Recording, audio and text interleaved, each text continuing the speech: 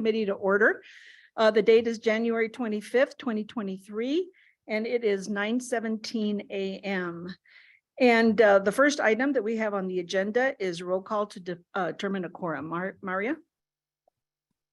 Ms. Conrad Seda, Here. Ms. Faustinos, Here. Mr. Friedrich, Here. Mr. Rice, Ms. Williamson. Here. Madam Chair, we have a quorum. Thank you. I will now go over the remote and in-person meeting rules for the day. For the members of the public who are joining us remotely, to observe the meeting, go to trpa.gov. Under the calendar header, click on the Governing Board Hybrid Meeting for January 25th, 2023. There you will find a link to the public webinar hosted on Zoom. To address the committee members directly with your comments, raise your hand in Zoom by clicking the raise hand button at the bottom of your screen at the appropriate agenda item. With your hand raised, you will be unmuted by a TRPA staff member and have 3 minutes to address the committee. If you have used the dial-in numbers to join us by telephone, you can dial *9 to raise your hand and be unmuted.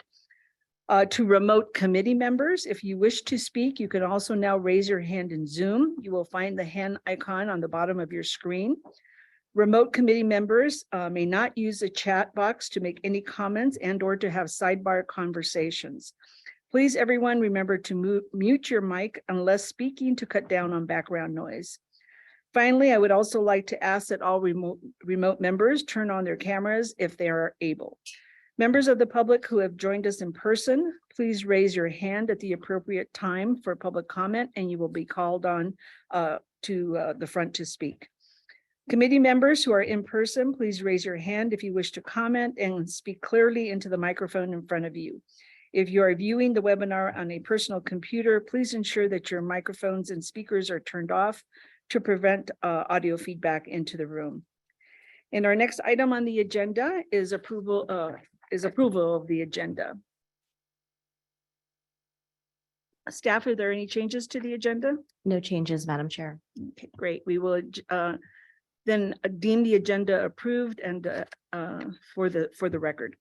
Approval of minutes is the next item on the agenda. We are now on agenda item number 2, approval of the minutes.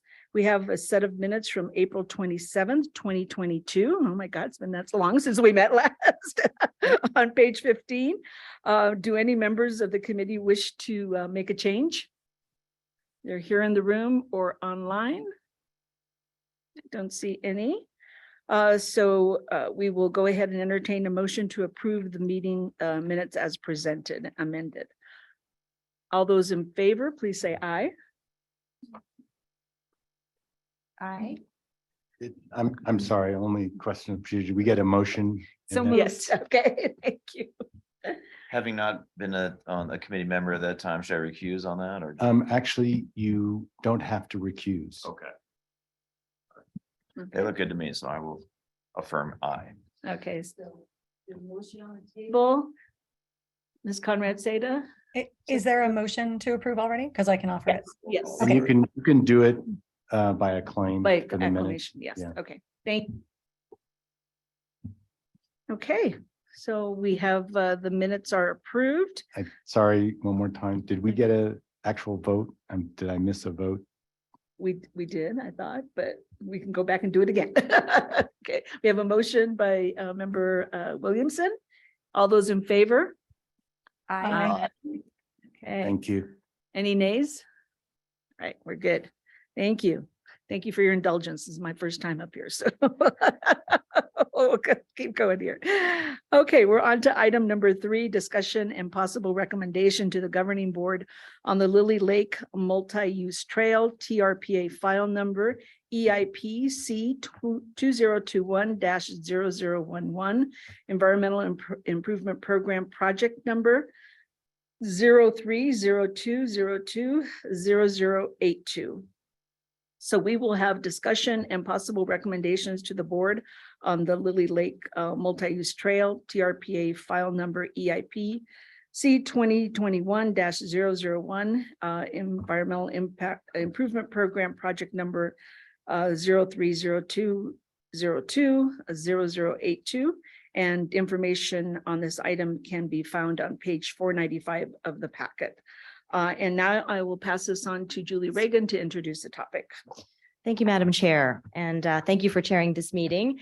As you all are indicating earlier in conversation, we have a number of changing committee assignments today and appreciate everyone's flexibility. Again, I'm Julie Reagan, the Executive Director at TRP. I want to welcome the members of the public and the members of the U.S. Forest Service who are sitting up with us here today. We have a presentation. I will do a few introductory remarks. I will then turn it over to Shannon Friedman from our staff at TRPA. And then I'd love the Forest Supervisor, Eric Walker, and his colleagues and team members here to speak to this before then it comes back to you and the public for comment. I wanted to offer a bit of context. On the agenda today, there are a couple of items that have been we've been involved in for a number of years. And, I'm just about 6 weeks coming up, not even with the holidays in my new tenure as executive director. And this is an item that's been going on for a couple of years. And I think it's really important that we have this discussion around it. We have an information briefing on a large project at the Biltmore site that some of you had the opportunity to see yesterday that goes back, 10, 11, 12 years. And these are really important matters to the community. And I think it's an opportunity for us to have an inflection point of really looking at the compact, how our mission very much is at the heart of a shared responsibility at Lake Tahoe. And that shared responsibility and that shared stewardship truly will come out in the discussion today. We have an abundance of public land. We're very fortunate in the basin to have nearly 80% of the land owned by the federal government, managed by the U.S. Forest Service. Another 10% of the land in the basin is owned and managed by our states of California and Nevada, and also some local governments in the form of public utility districts. So an abundance of public lands gives us the responsibility and obligation to share that stewardship, and conflicts abound in that. That's just the nature of what we do here in Tahoe, and the compact directs us to harmonize those interests and to collaborate for solutions. And that is at the heart of this discussion around a retroactive permit for a trail that is already built. We have a long-standing, decades-long partnership with the U.S. Forest Service here in the basin. We co-lead the Tahoe Interagency Executive Steering Committee, which really is the governance, the shared governance model of our environmental improvement program with the federal government, the states, the local governments, the private sector, and really with TRPA as the heart and soul, as the backbone of that partnership. And we rely on our partnership with the Forest Service, in particular in this program. And this is one of nearly 800 projects in the EIP for context, but it's a really critical project that embodies a lot of these discussions around the future of recreation at the lake and how we manage the resource with increasing pressures, not only from climate change and visitation, but just also the shared stewardship notion that we're trying to all get to as we move into a destination stewardship model for the basin. So I just wanted to offer those brief introductory remarks. Shannon Friedman is a planner who's worked at TRPA for, I think, more than 15 years and has a lot of experience working on these EIP projects. She's going to give you a foundational briefing, and then hopefully Eric Walker from the Forest Service can offer up some words. But I just appreciate the opportunity to tee this up. So thank you, Madam Chair, and I'll turn it over to Shannon. Thank you, Julie. Good morning, Madam Chair and other committee members. And I would like to say good morning to the public and thank them for taking the time out of the day to attend this important meeting. For the record, I'm Shannon Friedman, Senior Planner in the Environmental Improvement Department here at TRPA. I've lived in the Tahoe Basin for 20 years and, believe it or not, worked at TRPA for 18 years. So in my time at TRPA and in the Environmental Improvement Division, I work with all types of public agencies and nonprofits and the private sector to plan and implement the EIP program. And that includes a variety of projects from stream restoration, habitat improvement projects, watershed improvement projects, and recreation projects such as this one. As Julie mentioned, we are asking the committee to hear this item and make a recommendation to the governing board to approve a retroactive permit for the Lily Lake Trail. This trail was constructed over a few years and completed construction in 2021. And the project did not receive a permit from TRPA at that time, which was an oversight. But throughout this presentation, I will talk about how we have worked with the Forest Service and other partners to identify how that happened and the steps we are taking moving forward to make sure that that does not happen. And it is clear what projects require permits and what projects are exempt through the memorandum of understanding that we have with the Forest Service. The Lily Lake Trail is a recreation environmental improvement project. It builds and enhances the trail network in the Tahoe region, which improves recreation access for all users. It also implements the recreation, air quality, and transportation thresholds that TRPA has, primarily by providing a variety of recreation opportunities and doing so in a way that provides a trail network that allows people to access recreation trails from one spot, reducing reliance on multiple car trips. The trail was approved as a non-motorized multi-use trail, meaning that it allows for hikers, biking, and equestrian use. I do want to highlight the non-motorized component because it does not allow any motorized bikes, including e-bikes, on the trail. Next slide, please. Between 2011 and 2013, the Forest Service prepared the Fallen Leaf Lake Trails Access and Travel Management Environmental Assessment. This EA was the first time that the Forest Service took a strategic approach to trail planning and environmental improvement projects within the Fallen Leaf Lake area. The map on the right identifies the geographic area that the EA covered. The area outlined in black is the area that is covered in the EA. And to help further orient everyone, we are looking at the south shore of Lake Tahoe. And just to the right of this project area, you will see the Tahoe Keys. And to the northwest, you'll see Emerald Bay. So that just helps to orient you of where this plan is located within the Tahoe region. The EA is in El Dorado, the geographic area that the EA covers is in El Dorado County, California, and it includes part of the city of South Lake Tahoe and El Dorado and the neighborhood of Myers, California. So you can see within that project area that Fallen Leaf Lake is kind of the center of the planning area. And the Lily Lake Trail is just to the south of Fallen Leaf Lake. And in future slides, I'll show more images that help identify where that trail is located. In 2011, the Forest Service released a public scoping document to gather input from the public on the proposed action. And they did receive a significant amount of comments on that. They then took those comments to help further develop the proposed action as well as alternatives to that proposed action within the EA. And then in 2012, they released the draft EA that included what suite of projects they wanted to implement as well as alternatives to those projects. In 2013, the Forest Service issued a finding of no significant effect and made a decision on the project that they would be implementing, which is alternative 4 in that EA, which included implementation of the Lily Lake Trail. And again, that was constructed in 2021. In the EA, the Lily Lake Trail is designated as a hiking trail. The trail designation provides direction on how a trail will be designed and how it will be built, but it does not prohibit other uses on that trail. In the EA, it specifically allows for other uses, including mountain biking and equestrian pack and saddle. And states that it will be available for those uses, and unless the EA states that they're prohibited, they're all allowed.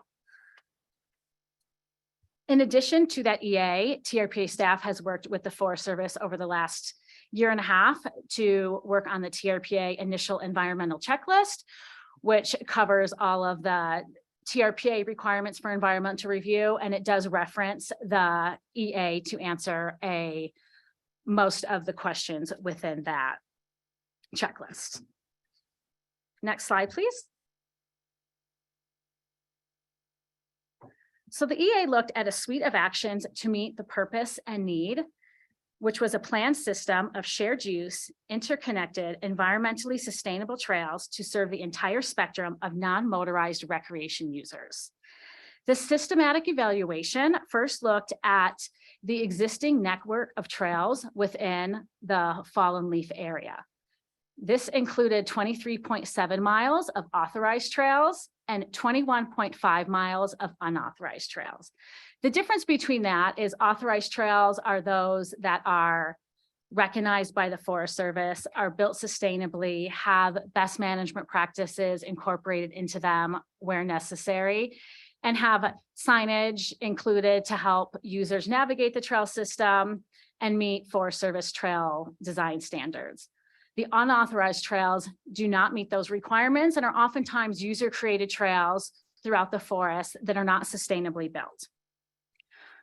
The EA proposed action looked at that trail network and made the following improvements.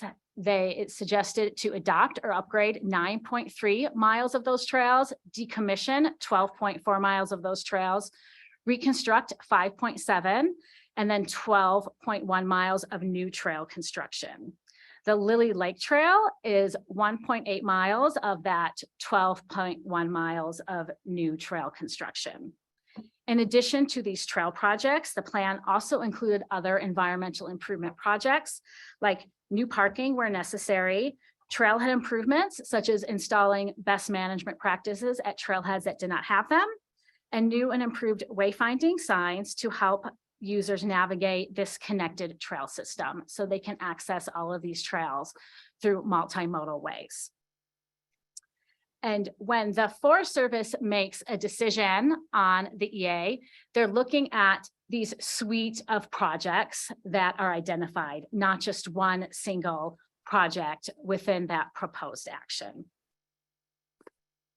Next slide, please. This image is showing the approximate route of the Lily Lake Trail. And again, we are on the south side of Fallen Leaf Lake here. This is a good image because it's showing all the topography that the trail traverses. And what I want to point out here is that on both bookends of that trail, so on the lower section of it, there's a trailhead called the Glen Alpine Trailhead, which is accessed from Fallen Leaf Lake Road and Glen Alpine Road. And that trailhead provides access to a variety of recreation trails, including Desolation Wilderness. On the other north side of the trail, or like the upper section of it, it connects to the Glen Alpine Trailhead parking lot.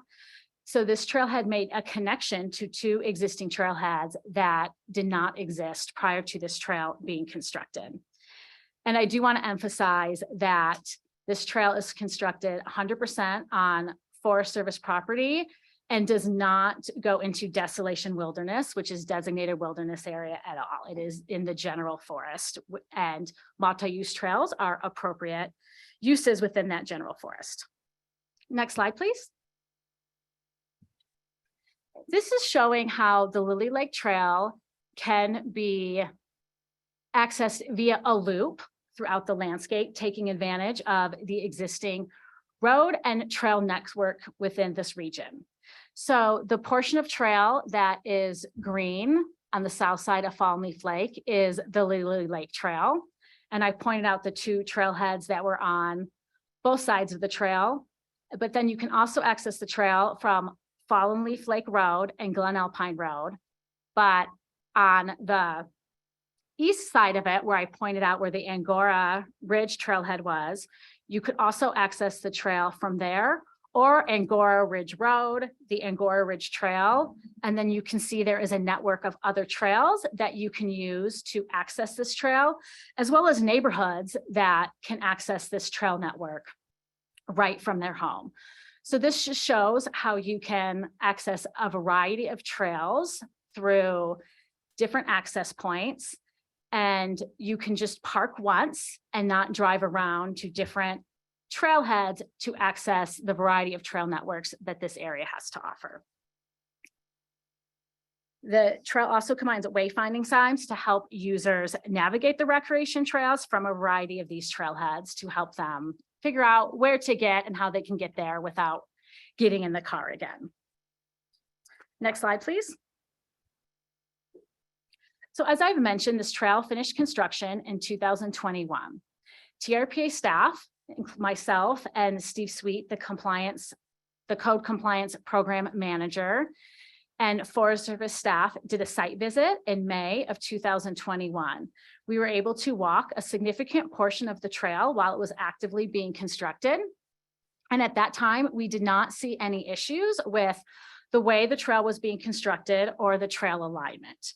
We reviewed the EA and the trail under the TRPA rules and regulations and realized, and the trail was in compliant with all of those documents. But what we did realize is that the trail should have received a TRPA permit prior to being constructed.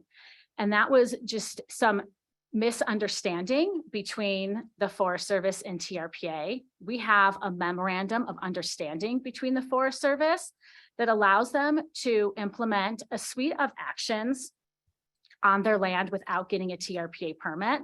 And there was some confusion about what type of trails fell under that MOU. And the limitation in the MOU right now is it limits it to 1,000 linear feet in low land capability. We realized that this trail exceeded that 1,000 linear feet in low land capability. And so a permit was required to implement the trail. Since then, we have been working closely with the Forest Service to further identify what went wrong there, and then take the necessary steps to work together to make sure that that doesn't happen again, and that we're both clear about what actions require permits and what actions are covered under the MOU.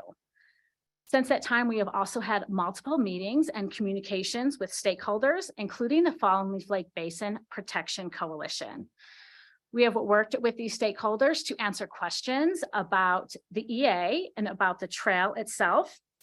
And we've also discussed and offered ways to continue to engage with the Fallen Leaf Lake Basin Protection Coalition, as well as other interested members of the public, to continue to engage on future projects within the Fallen Leaf Lake Basin and surrounding areas.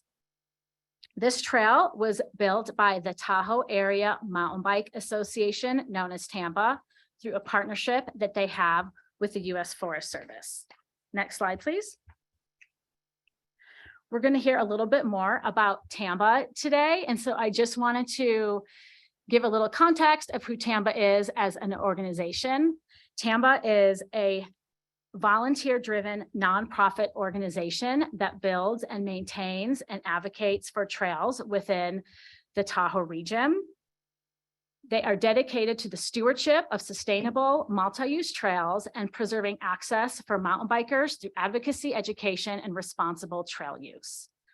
The Forest Service relies on this important partnership with TAMBA to help with their capacity in building and maintaining trails, as well as advocating for the sustainable use of trails and trail stewardship and education.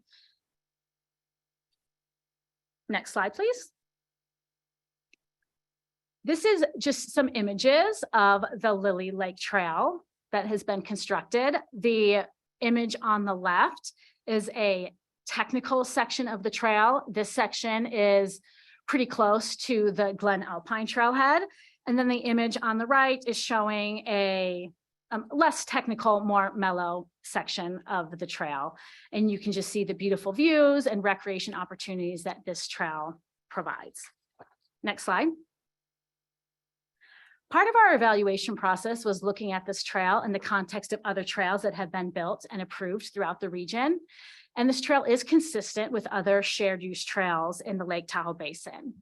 The picture on the left is the Van Sickle multi-use trail. That trail is right here in South Lake Tahoe.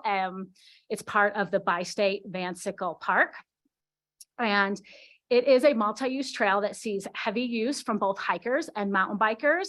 And it does have some technical rocky terrain, not unsimilar to the Lily Lake Trail. The map on the right is the Tunnel Creek Alternative Trail. I'm pointing this out because this is a trail that the TRPA Governing Board approved in November of 2021. It is currently being constructed by Nevada Division of State Parks, and it traverses sensitive lands such as steep slopes and stream environment zones, but has done so in a sustainable way. And so these are just other similar trails like the Lily Lake that have been implemented and improved throughout the region. Next slide, please.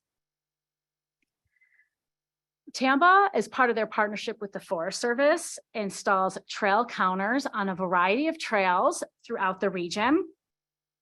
They use a system called the traffics monitors, which are the industry standard for collecting this type of data on unpaved and paved trails. And TRPA and our partners have used it in both of those applications. In 2022, these counters were installed on 7 trails throughout the Lake Tahoe region. This is showing the data that was collected on the Lily Lake Trail between May and August of 2022.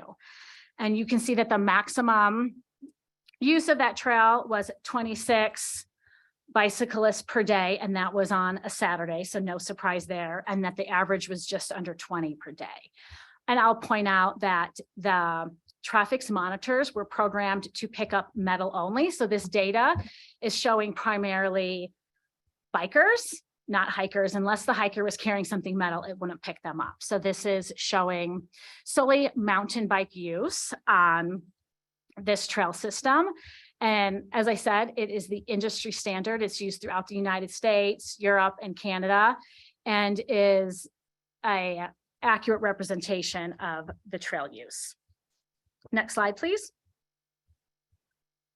As I had mentioned, they installed these counters on 7 trails. This is just showing trail use data from a few different trails within the area, including the Corral Trail, which is the line in black, and the Christmas Valley Trail, which is the line in blue. And these trail counters are important because they help implementers identify what trails are getting the most use and where they can put their efforts towards trail maintenance, trailhead improvements, etc.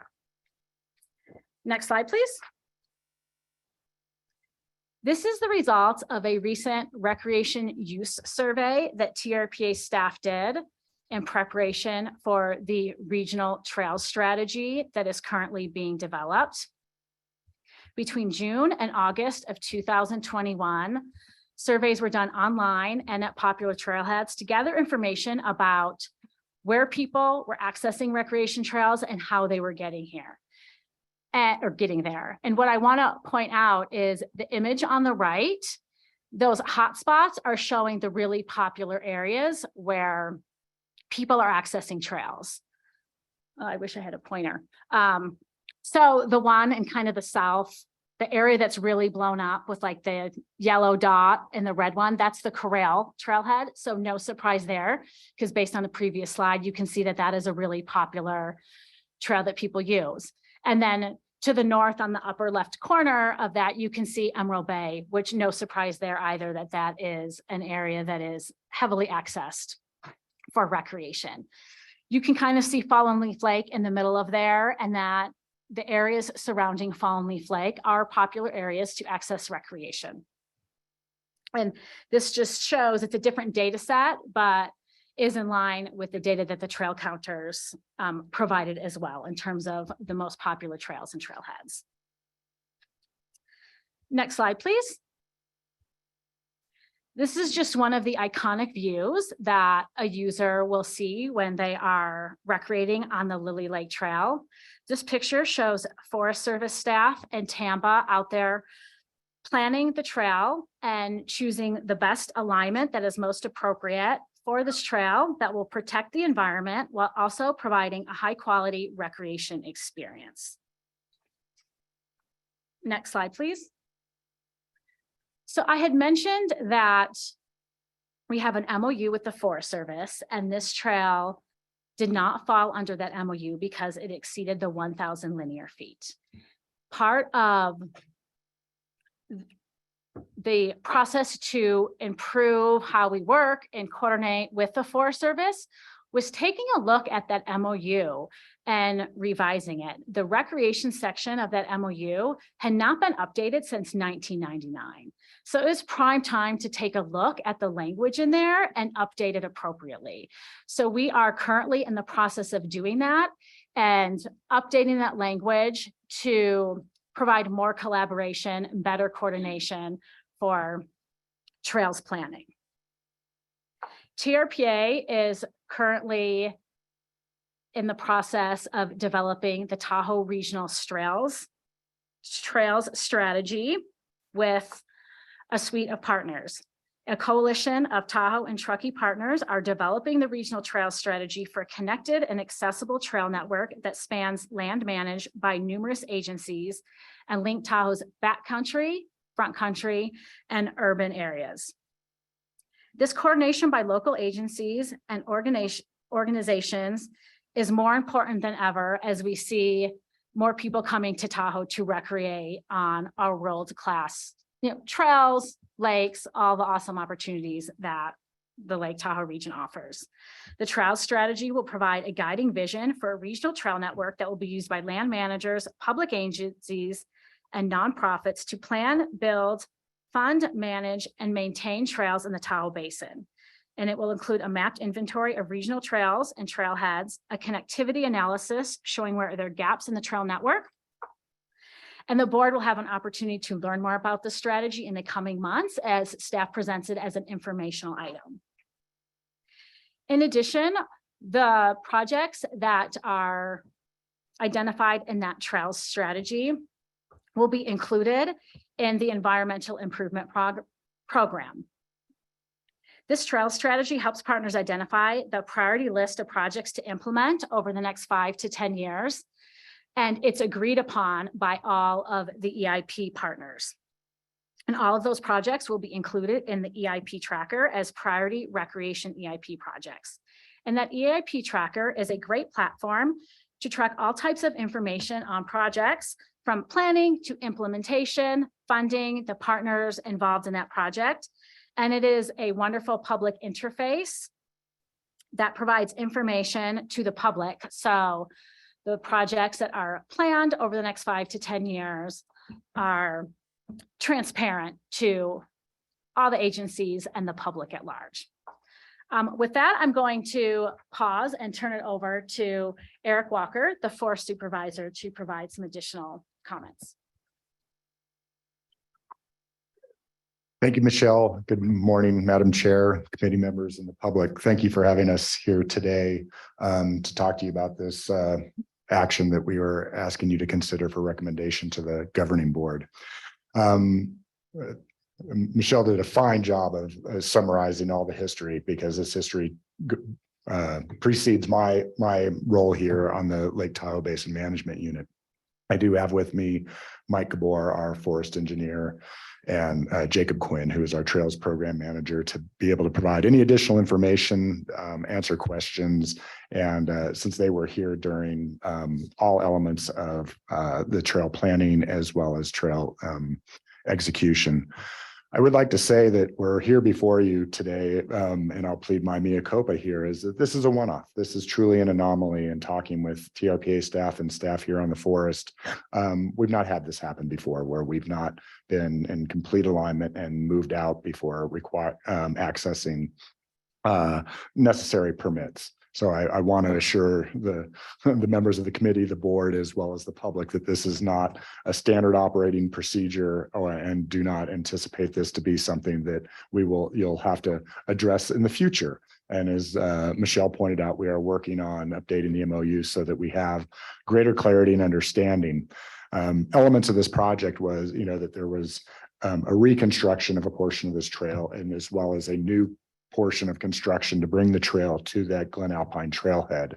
Because one of our goals in providing sustainable recreation and access to public lands is that connectivity that Michelle referred to, that we have 2 established trailheads, the Angora Lake Trailhead and the Glen Alpine Trailhead, but we did not have a meaningful connection connected those two across public lands. There was I believe another trail that goes down to the old the church location there, crosses private property, and we don't have authority or jurisdiction there.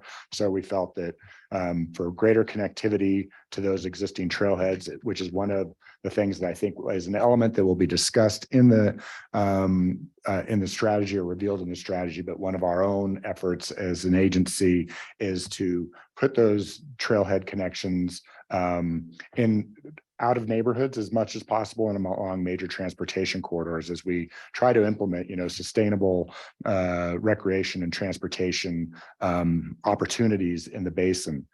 Additionally, the need for these trails, and it was discussed in the purpose and need of the document, is not to create and attract more visitation. We know we have plenty of visitation to the Lake Tahoe Basin, but is to actually disperse and put that trail use across a broader landscape so that recreational experience is optimized. As Michelle's one of her map showed, the Corral Loop, that is a highly used, highly congested area. We know we have other trail areas like this, but by developments of like Lily Lake Trail and others, we will be able to take existing uses and spread them out so that we have adequate trailhead parking and the facilities at those trailheads, as well as a better recreational or user experience on that trail, because we will hopefully have that use spread out over a greater area and over a greater amount of time. So those are some of the reasons that we get into looking at these trails. It's not with the purpose of how many more people can we attract to the Lake Tahoe Basin. It's to actually manage the existing uses we have with an anticipation that just normal growth patterns and use patterns, we anticipate there will be more visitation to the lake, and how do we accommodate that in a sustainable manner. So as I said, this is not our normal MO. So we come to you after the fact. I feel that the work that we've done leading up to this event or this current issue that we're addressing, we've been very successful. We feel that with the committee's recommendation and board approval, that we can move forward on this. As Michelle mentioned, that the trail strategy, a more comprehensive look to how we develop and manage trails in the basin. We are also working on a trails analysis, environmental assessment currently that will look to how we manage some of our existing trails, look at opportunities where there are new trails to maintain that connectivity, trailheads, and then also address with the increased use of e-bikes, where and what type of e-bikes may be appropriate on our trail network. So we are, looking at this in a comprehensive manner, now and going into the future. With that, I would like to provide any opportunity to my peers here, if they had anything that they needed to correct that I may have gotten wrong, or provide an addition that would be helpful for your consideration and also available for any questions you may have. And Mike or Jacob? That one. Thank you, Eric. The only correction I have is Michelle is actually Shannon. That was really hard to sit here and see how many times. I think Jacob and I are going to have a beer for each one of those later. And I need to buy those. Yes. Yeah. Okay. I do My want greatest apologies. Michelle Clickard is talking later. Yes. I think both Shannon and you, Eric, provided some excellent background in terms of what this project is, how we got here. And I think one of the things I'll add, and then Jacob will probably be mostly answering questions later about some specifics potentially. But this particular area had been a hole in our planning efforts when I got here in 2008. We hadn't addressed this particular location in the basin for planning trails. And it in fact was a conglomeration of a bunch of purchases that the Forest Service had made over many decades. And so to provide a comprehensive trails plan, we went forward with this effort. During that effort, I had learned that there were staff at our organization that had tried to do this planning effort in the 70s. And there was a number of things that there were still some blanks in the land ownership, so we weren't able to complete that at that time. And in 2012 and 13, when we did finish the planning, it was pretty exciting because we thought we had done a lot of collaboration to achieve that particular planning document. And over time, we learned how we can do things better and how we can do a better job collaborating with stakeholders and partners on these projects. Hence, some of the things that Shannon and Eric were talking about, where we're going to be looking at trails, not only basin-wide within our agency, we have a planning process for that ongoing right now, as well as with TRPA and some of the other stakeholders and agencies for a basin-wide trails plan. And our goal is to be as transparent as possible with how we're doing that to come up with a trails plan that the community really supports. And I think I'll leave it there for now. Madam Chair, if I may, just to wrap this up, I know we have a lot of interest from the community and we want to hear from the public on this. Just to connect a couple of dots that were through lines in that excellent presentation by Shannon and by our Forest Service colleagues. The item before us today is the trail retroactive permit, but it has really shined a light on areas for improvement. And I want to emphasize our commitment to making those improvements in the delegation MOU, the exemption MOU that we talked about with the Forest Service. And so we are working on that at staff level, and we'd be happy to bring back an information briefing later after we work through the final issues there. And then another through line of improved transparency. I think that was a key takeaway from this multi-year discussion with the community. And I really want to thank the members of the community that are here today.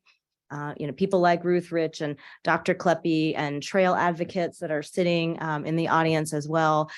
It's shined a light that we need to be more transparent about these dirt trails. We've been very focused on paved pathways and class 1 trails in our EIP, but the real last several years where we've had the community come together around a vision for trails that connect to, dirt trails connecting to paved trails.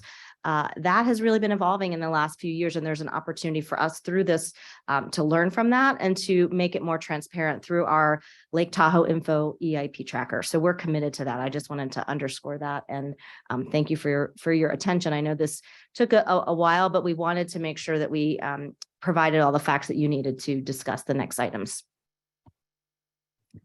Thank you, Julie. So now I'd like to go to the committee members to see if we have any comments before we take public comment. Mr. Friedrich. I'll save my comments till after the public comment.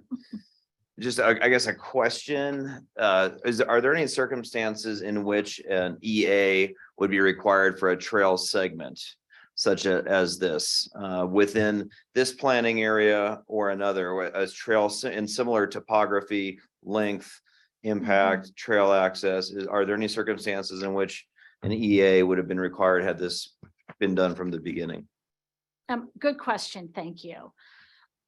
As we had mentioned in the presentation, this Lily Lake Trail was evaluated under the EA that looked at a variety of actions. If a land manager like the Forest Service or others were proposing to implement just one segment of trail on its own, independent of other actions, it would not be typical for an EA to be done. Example of that is the Tunnel Creek Alternative Trail that I referenced. That trail was implemented as one single trail to provide an alternative to people hiking and biking the Tunnel Creek Road. And the environmental analysis for that trail that did go through sensitive habitat as well was done through an initial environmental checklist. And so that would be the standard that would typically be used for TRPA for analysis of one single trail project. Similarly, the paved network of trails that we've discussed, when they are implemented as one individual project, those are for TRPA evaluated under the checklist as well. I think we have a question here from Ashley. Not much of a question. Thanks, John, for asking that one. That was helpful. More just, appreciation for the transparency that you're providing now and just the acknowledgement that sometimes these things happen. And so, I'm looking forward to hearing the public comments before we go further. But this is my first EITP meeting, so thanks for an interesting one and one that makes me very excited for backpacking season. Great. Thank you, Ashley. Any other committee members wishing to make comments? Okay, then we're going to move on to the public comment portion of this item. If any member of the public wishes to address the Environmental Improvement, Transportation and Public Outreach Committee on this agenda item, please raise your hand now or click the raise hand button at the bottom of your Zoom screen, or by dialing 9 on your phone if you're on the telephone, and you will be called on and unmuted by a TRPA staff member. I think first we probably want to take the comments from here in the room. So anyone wishing to make a comment, if you could step up, and then we'll just have people come up to the podium as each member completes or each. Okay, great.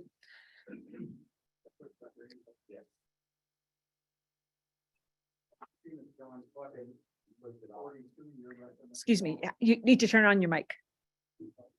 Oh, there we go. I'll learn. Okay. I'm And if you could 42 please year- state your name for the record. John Kleppe. I'm a 42-year resident of Fallen Leaf Lake and considered a newcomer. And Ruth, I'm Ruth Rich and I'm a lifelong resident. I'm not going to disclose what that equals. And a 32-year-old resident of South Lake Tahoe in the Angora Highlands neighborhood. and we are representing the Fallen Leaf Basin Coalition Protection. And that group was formed because fallen leaf tends to be the canary in the mine. And I think the canary died when we found what happened with the Fallen Leaf Trail. And it is, with what Eric's done, supervisor, and Mike Gabor, I know most of you people that we've dealt with, and we've had wonderful relations with the Forest Service, working the dam and et cetera. But we're here to explain what fell through the cracks. And really, the MOU was designed to help them do their jobs with the trails without having to have a permit at every more. But this one was larger and required it, but it fell through the cracks. So we're here, and I'm going to do a slide presentation to give you an idea from the viewpoint of the Fallen Leaf residents, what we saw. So next slide. The Fallen Leaf Basin is made up with a red line. And the red line shows you every drop of water, like the Rockies goes east and west, every drop of water inside the line feeds Fallen Leaf Lake. So you can see that runs down the Angora Ridge up into the desolation area. And on the west side, the desolation area continues around Fallen Leaf. So those slopes are very sensitive. In Fallen Leaf, there's new data showing in sediment cores we've done that the sediment rate has increased dramatically, and it's in publications in 2018 since humans started developing the Fallen Leaf area. So maybe the slopes have already reached some kind of limitation on what can be done without having more sediment. Other things, sediment that goes into the lake doesn't reach Tahoe is another theory that isn't true, because Taylor Creek in a study was shown to be the 5th worst contributor to sediment loading of all the 51 tributaries in the Tahoe Basin. So that's the concern. It doesn't act like a big best management practice and sort out the silt that comes from disturbing the shores and the steep slopes that are sensitive. But that's not really brought out because Fallen Leaf is a small microcosm of the whole basin. But we can help with the increased pressure on coming up with ways to control it. Maybe you don't let just everybody, maybe you have different ways of transporting people. But here's what disturbed us. Go ahead, next slide. There's the trail going up the steep slope that's right above Fallen Leaf Lake. So continual disturbance, and I appreciated these slides on what the use is, and the use isn't much, but it will grow. And that's because of social media. Tampa has been saying this is the place to go, the beautiful sights. We can look over a 75-foot cliff and it attracts people. But old people like me are not going to ride from Lily Lake up. You're going to ride up, down. And so you typically may put a car down below and drive up, and then the people go into neighborhoods to park in order to ride down it. So these need to be incorporated in an environmental statement. Next slide. Can I add something there? Oh, yeah, sure. Excuse me. If you can go back, I'm sorry. There was mention, I don't remember who said it, of the church trail out at Fallen Leaf. That's the trail that goes up from between the chapel and the firehouse. That and what we know as the Clark Trail out of Fallen Leaf, which goes up to the lookout, and has been decommissioned or was supposed to be years ago, because it also, those two cross over private property. The church trail will never be unused. It is so long established. The trail that's behind, actually, my husband's and my little cabin that goes up to the lookout, that one is extremely slippery, dangerous. There are, just loose dirt and all sorts of stuff up there that's going to cause somebody on a bike or a hiker to fall down the hill. And that was the reason, that plus the private property crossing was the reason for the mention of decommissioning those two trails in exchange for constructing this one, whether or not we're talking about bikes or not.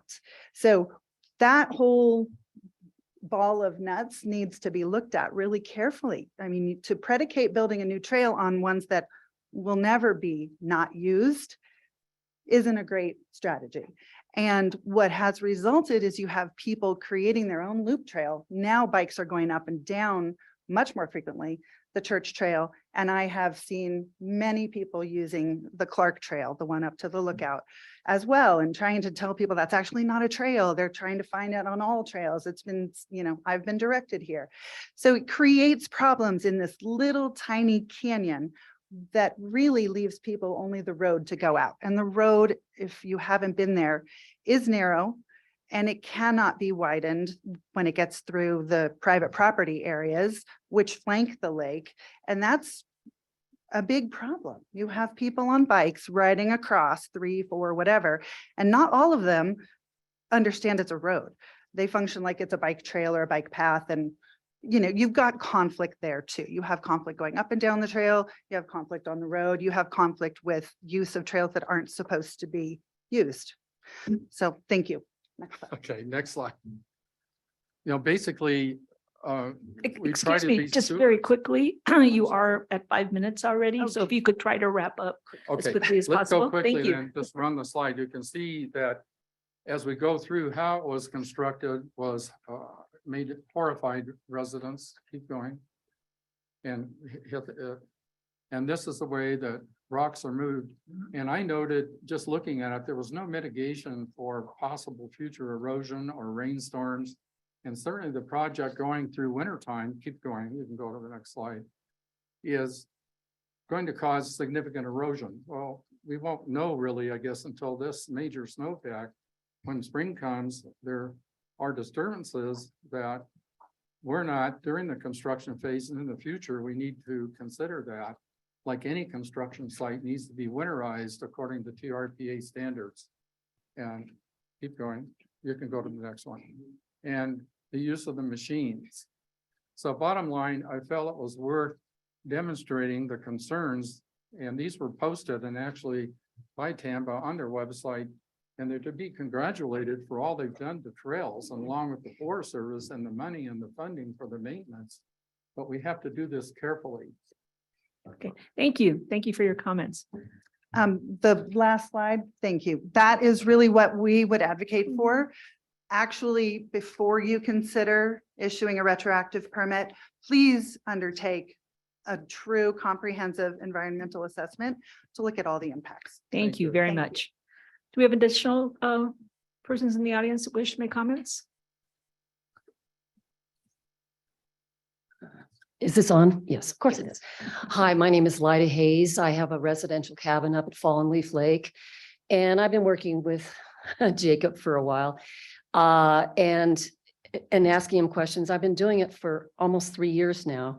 And I'm concerned because when I looked at the checklist that you did, Shannon, you kind of glossed over the parking issues, bathroom issues, trash issues.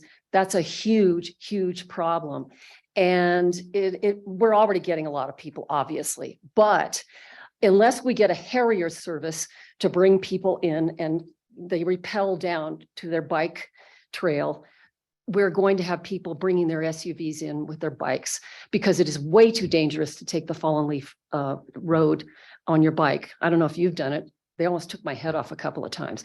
I bike, I mountain bike. I love it. I do all the snow sports. I am very, very active.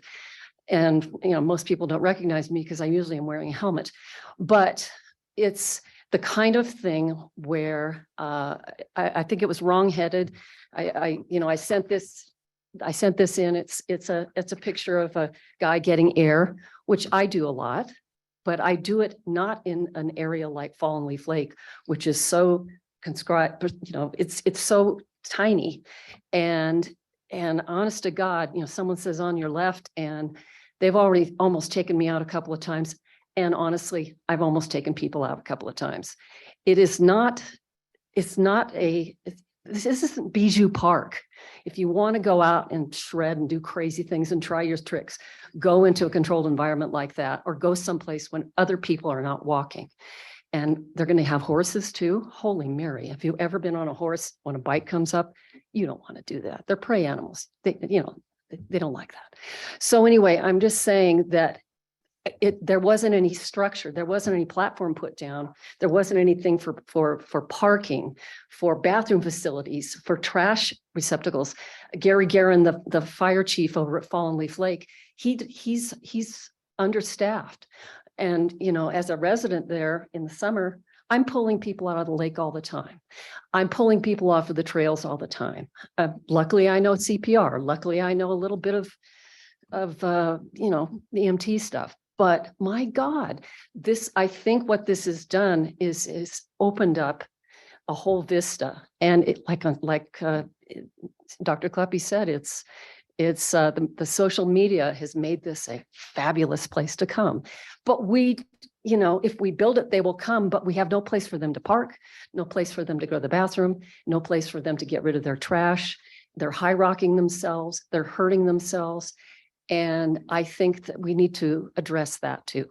Thank you. Thank you. Any additional commenters? Thank you. Just state your name for the record. Hi, I'm Morgan Steele. I'm the executive director with the Tahoe Rim Trail Association. And we've been in the basin since 1981, building and maintaining trails. And we work really closely with many of the partners in this room. And just wanted to start and say thank you all for your time on this really important issue. One of the big things that we talk about a lot at the Rim Trail is balance, and really trying to find a balance between the needs of all of our recreational users and the landscape. We really want to see that these incredible places that all of us want to come and recreate and visit are preserved in the future, so that the experience that we have today, the next generation can have 50 years from now, 100 years from now. So when we looked at the trail like Lily Lake, this was a really great opportunity for us. It's an option for us to spread out users. We've seen over the last 10 years that I've been with the Tahoe Rim Trail Association, a 5-fold increase in the number of users on the trail. So it's huge. We're not going to be able to stop the number of people coming into the basin for these recreational opportunities. So we just need to find a good way to, as someone mentioned, spread those users out, provide options for them to use to hopefully mitigate some of these impacts and really find ways to educate people so that they don't have negative interactions with different users. And that's something we're really committed to. We have a staff of 10. We have over 350 volunteers that are our community members that are really committed to the recreational system in this basin. And so when we look at the Lily Lake Trail, it's a great option for us. People can connect to trailheads that are already existing. It's a huge problem for the Tahoe Rim Trail specific trailheads. We don't have bathrooms at our trailheads, which this Lily Lake Trail connects to 2 existing trailheads with bathroom facilities. That's a major impact. So it's really nice to see that. And again, it really comes down to balance and being able to spread users out, have options for loops. On a personal level, I've used this trail several times. And the lovely thing is I've never had to drive out there. So we do recognize that that's a really popular place to be. But again, by building this trail, we're now able to access that without a car are, which is a really nice piece. And also, as I mentioned, we have 40 years of trail building in the Tahoe Basin, and this trail itself, I know there's some photos there of the construction process. When you get out there, a lot of it is straight up on rock, which is a really great way to be able to address some of those erosion problems, because we do know that that's a huge issue for our region. So just want to say thank you, and then really urge you to approve this retroactive permit, because it does help our overall trail system. And we just have increase in use, and we need to find options for those folks, because if we don't, they're just going to go where they want anyway. So by doing a well-constructed, well thought out, well-evaluated trail, hopefully we can spread those users out and avoid having those social trails proliferate. Thank you. Thank you. Do we have another speaker?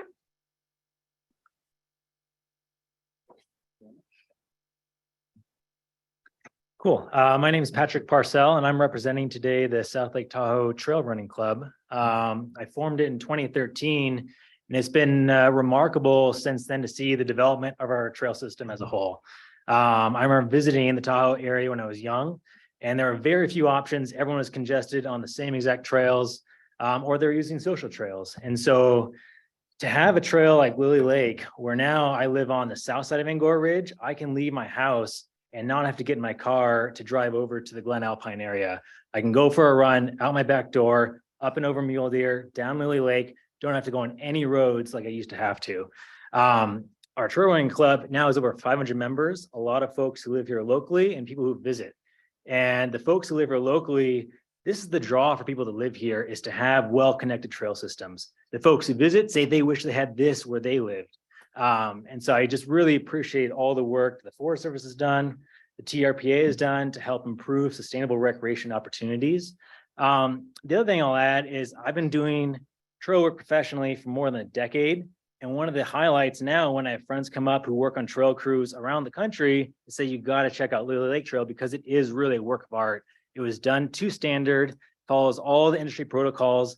Moving rocks is very difficult work, and you saw it in those photos. It's very impressive. Those are volunteers out there doing that. When people come out and they say, wow, like, how does this happen? And it's frankly in those photos like that where you see people in the dirt moving the rocks. And so, yeah, I just want to say, I hope you have this retroactive permit.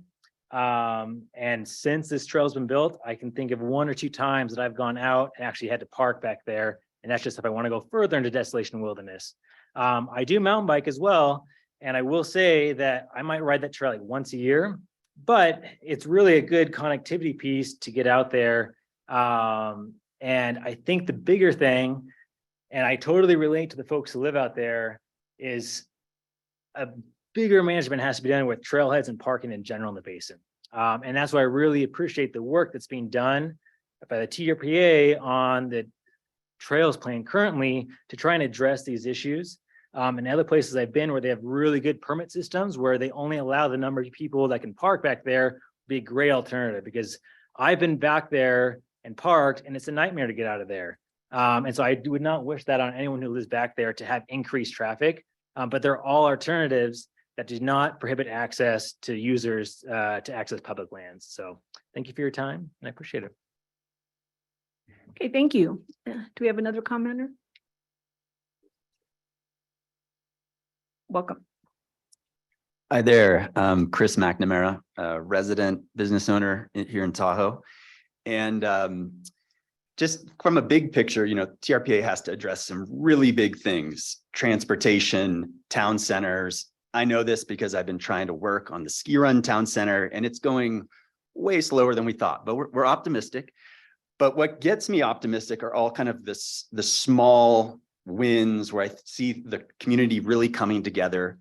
Lily Lake is the perfect example of that. From the transportation standpoint, I now never have to go drive my car out there. Every time I go out there, it's usually, I've got 1-year-old and 3-year-old with a kid in a backpack. I can now start on the Mule Deer Trail, go up and over, avoid all the roads. All the roads getting in there are narrow and not super fun with kids. And from the community standpoint, we don't have those town centers yet. We all have a shared vision for what that will eventually look like. We will make it happen. But what we do have are these events where people come together. when we were building Lily Lake Trail, we had volunteers out there. We had fundraisers at South Lake Brewing. We had all the different parts coming together to kind of have these kind of mini downtown Tahoe events together, which was so cool. I love the trail experience, but to be honest, I like the people coming together, the Forest Service, the TRPA, everyone coming together, making these things happen. The last thing I just want to say is I come from an area where it's a zero-sum trail game. This is in the Bay Area. And what I mean by that is often it's this user group against this user group. It's hikers versus bikers. It's private owners versus the public. It is not fun. One of my favorite parts about Tahoe is how inclusive we are, how we get along for the most part. Almost every non-wilderness trail in the basin is a multi-use trail, which is so cool. You see all these people, for the most part, being able to share and be together. And for me, that is such an amazing culture that we have. It's one that I don't think is an accident. And I also think it's not just going to be there on its own. It takes kind of consistent effort to say, how do we work together? How do we see challenges and overcome them in a way that brings us together and doesn't make things exclusive to one user group or another? So I really look forward to seeing this trail approved and continuing this idea of having a very inclusive trail system with us all working together and working things out. Thank you. Thank you very much. Any further comments, please? My name is Andrew Bray. I'm the executive director with TAMBA. I'm also the head coach for a youth mountain bike team in our community. We have about 60 kids and about 30 coaches in that team. It's part of a group of about 500 kids and about 300 coaches in areas that surround this community. One of the things that we all strive for with either the leadership with TAMBA or with the youth coaching is building stewardship of trails, advocacy, etiquette, and all the things that make this whole shared trail experience professional, enjoyable, and a good day for everybody. Lily Lake is an awesome trail. It addresses a lot of things that every trail in the basin needs to do. It has parking and bathrooms at each end of the trail. It has connectivity for those that like to ride further so that you can access all points of the trail without having to leave your home. I live close by to that area. I get to see a lot of different interactions there. I see people park in all different areas, and it works very, very well.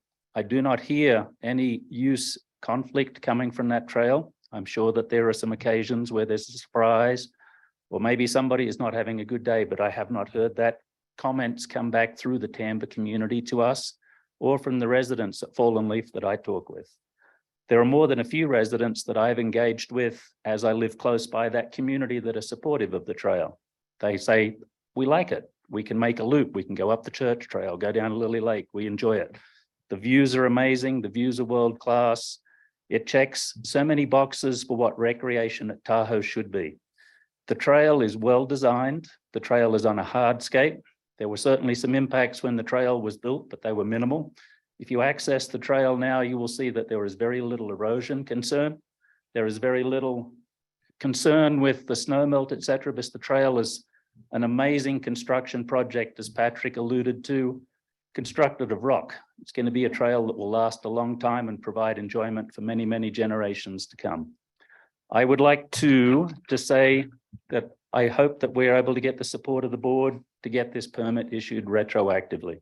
It's unfortunate that it was overlooked in the process because there was a lot of good energy that went into the design, the planning, the community outreach to achieve the status that we're at now with this trail. Provides connectivity. It provides access for all members of the community. We take our kids out there. I ride in and out on the Fallen Leaf Road. It's narrow. You got to watch what you're doing. But in all honesty, a bike will get you through there quicker than a car on most days. You need to be safe. It's our job. My job as a coach with these kids, and we're working with the high school for even further involvement now with the community, to teach these kids the next level of stewardship, get support for this trail, and show that this is a smart and a strategic investment in outdoor recreation for Tahoe. Thank you. Thank you. Any further comments? Okay, do we have any comments online? Yes, Madam Chair, we have a few hands raised. First hand up, first name Peggy. Peggy, if you unmute, you can address the committee.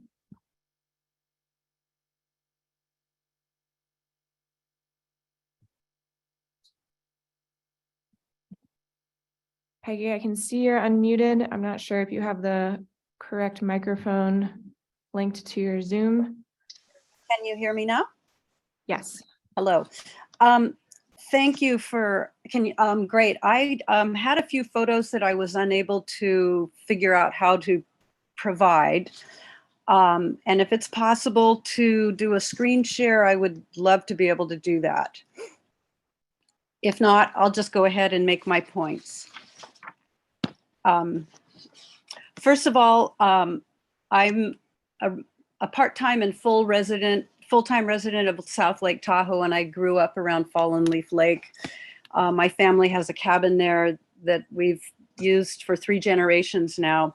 And I think what I want to say to you is that there are certainly many good points made on both sides to advocate for the trail, but some more serious considerations need to be presented.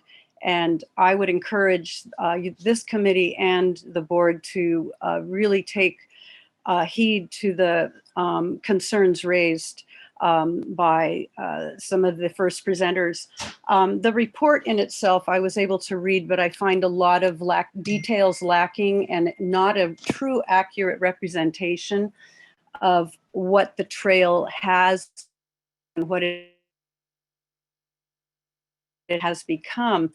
The first fault I saw is that the design standards were to adhere to a class 2 hiker pedestrian trail, and it does not. It deviates from the standards. And the decision notice and those authorizations were not followed because of that deviation. And the trail, in what is mentioned in the permit that you need to look at, is described as being 18 to 24 inches wide, I believe, where the trail is actually more than 3 feet wide in most areas and up to 6 feet wide. The multi-use, there are no standards that describe a multi-use in the U.S. Forest Service handbook, only for bike use or different classes or horse and saddle and for pedestrian use. And I think that the committee needs to really take a serious look at what they are approving. There was a lack of oversight, and the trail was constructed without public input when it changed its inherent purpose. There now exist several deep ruts, dangerous turns, and there's actually a bicycle jump that is on the trail, which I have a photo of. They took down many trees that weren't necessary and natural obstacles that would slow down the speed. So my main point is that the report lacks credibility or the full scope of the project. And because of this, it was built not as authorized, although it claims to be built accordingly. And there presents many, many safety concerns. And there have been incidents of that I have heard where there have been conflict of use problems between bikers and hikers, and I don't know about horses. And I see that my time is up, but my final point is that I think it was pretty much recklessly built with no public input to a change that was understood to be built as one way, but there was sort of a glossing over and lack of public involvement that I feel that really needs to be reviewed. So I would hope that you do not approve a retroactive permit before you have considered how the trail would need to be changed to adhere to the authorized criteria. Thank you so much for letting me speak. Thank you very much. Next speaker. The next hand raised is Jeff Campen. Jeff, if you unmute, you can address the committee. Good morning. Glad to be here at the meeting. I'm going to address the report because I think there are multiple issues that were raised that are not addressed. Number one that was talked to by Ruth Rich and John Kleppe is that the EA cited to two trails that were to be decommissioned. They were not decommissioned in the final decision notice. That served as the justification for the new trail. That's under the comments by the Forest Service themselves and responding to the public in the decision notice. Number two is that the EIR and EA are inadequate. It's over 10 years since that has been done, and mountain biking has just blossomed, specifically on this trail. The public and generally Fallen Leaf Lakers were clearly under the impression this trail was going to be a hiker pedestrian thing, and I don't think you'd be seeing any horseback riders on that trail. Number three, procedurally, the Forest Service did not take permits out for this trail, as they admit, but moreover, they didn't take permits out for trails AN1, AN2, AN3, and AN10. So none of the trails that have been built on the Angora Ridge have been issued a permit by TERPA. This is clearly an error and oversight, and it's a failing on TERPA's part. We're concerned with the thoroughness and objectivity of the report because it doesn't address the issues. We understand that this issue would not have been public today had not it been for our efforts to move it forward, because we objected to the administrative approval that was recommended earlier by the body. We do not agree with the report findings. Environmentally, we think that there are problems because of the age. We think something ought to be done about that. We think the trail doesn't adhere to the conditions under the Forest Service trail management and trail plans. We think the trail is not safe for mixed use as it is designed. And we have a number of people who have told us so. We've had 2 reported injuries on the trail that had to be addressed by the fire department. In the EA, it cited that this area was focused on and has an increasing demand by the public for recreation. And that was 10 years ago. Now it's much worse. We see that we don't see an option that people talk about parking. There's no parking when you go up there unless you get there before 8 Mr. o'clock in the Chapman, morning. if you could wrap up your comments, your time has expired. Okay, in conclusion, we do not recommend the permit. We think that it ought to be, the trail ought to be designated as a hiker pedestrian trail, no mountain bikes, monitoring be instituted, and fines be issued for violations. Thank you. Thank you. Do we have any other speakers? Yes, Madam Chair. John Gore, if you unmute, you can address the committee.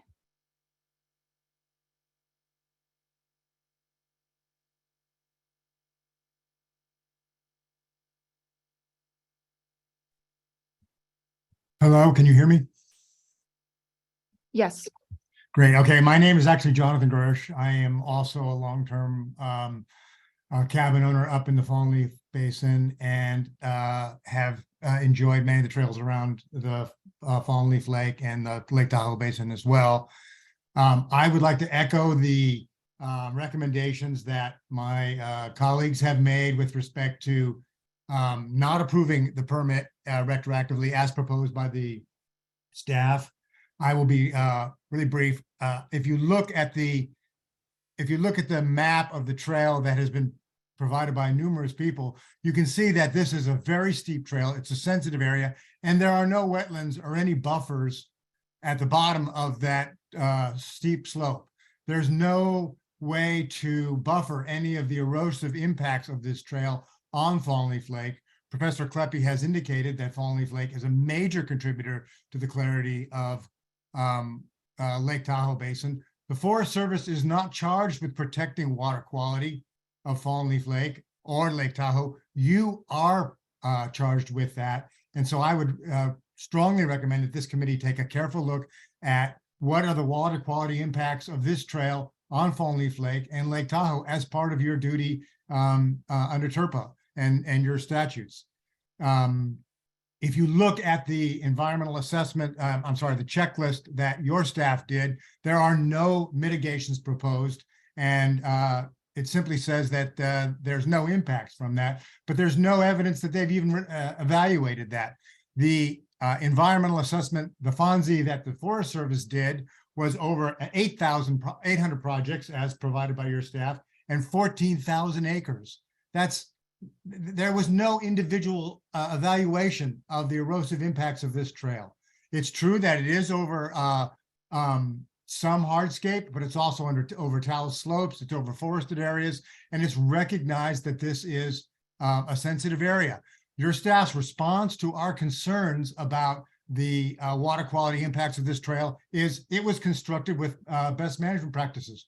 That's not sufficient. Come on, if all other trails and permits that you look at, there is an individualized assessment of what this project will do with respect to the water quality. I think you need to stop, make this right, look at what the water quality impacts of this trail are. Don't approve this trail as a bike trail because we know that bikes increase the erosive capacity of a trail. Thank you. Thank you. Do we have any further speakers? Madam Chair, there are no other, oh, sorry, one hand just went up. Doug Flaherty, if you unmute, you can address the committee. Thank you, committee chair and committee members. Doug Flaherty for the record, TahoeCleanAir.org. Cumulative impacts result from the tyranny of incremental impact of small decisions when added to other past, present, and reasonably foreseeable future actions. Regardless of what agency or person undertakes such other actions, cumulative impacts result from individually minor, but collectively significant actions taking place over a period of time. TRPA and its government partners, all of them, continue to be an active participant in the tyranny of incremental impacts, void of adequate environmental analysis to protect all that is Lake Tahoe. Currently, 84,092 acres of Lake Tahoe waters and 30 miles of the Truckee River are listed under the Clean Water Act as impaired waters. And the Lake Tahoe water is designated as an outstanding national resource water.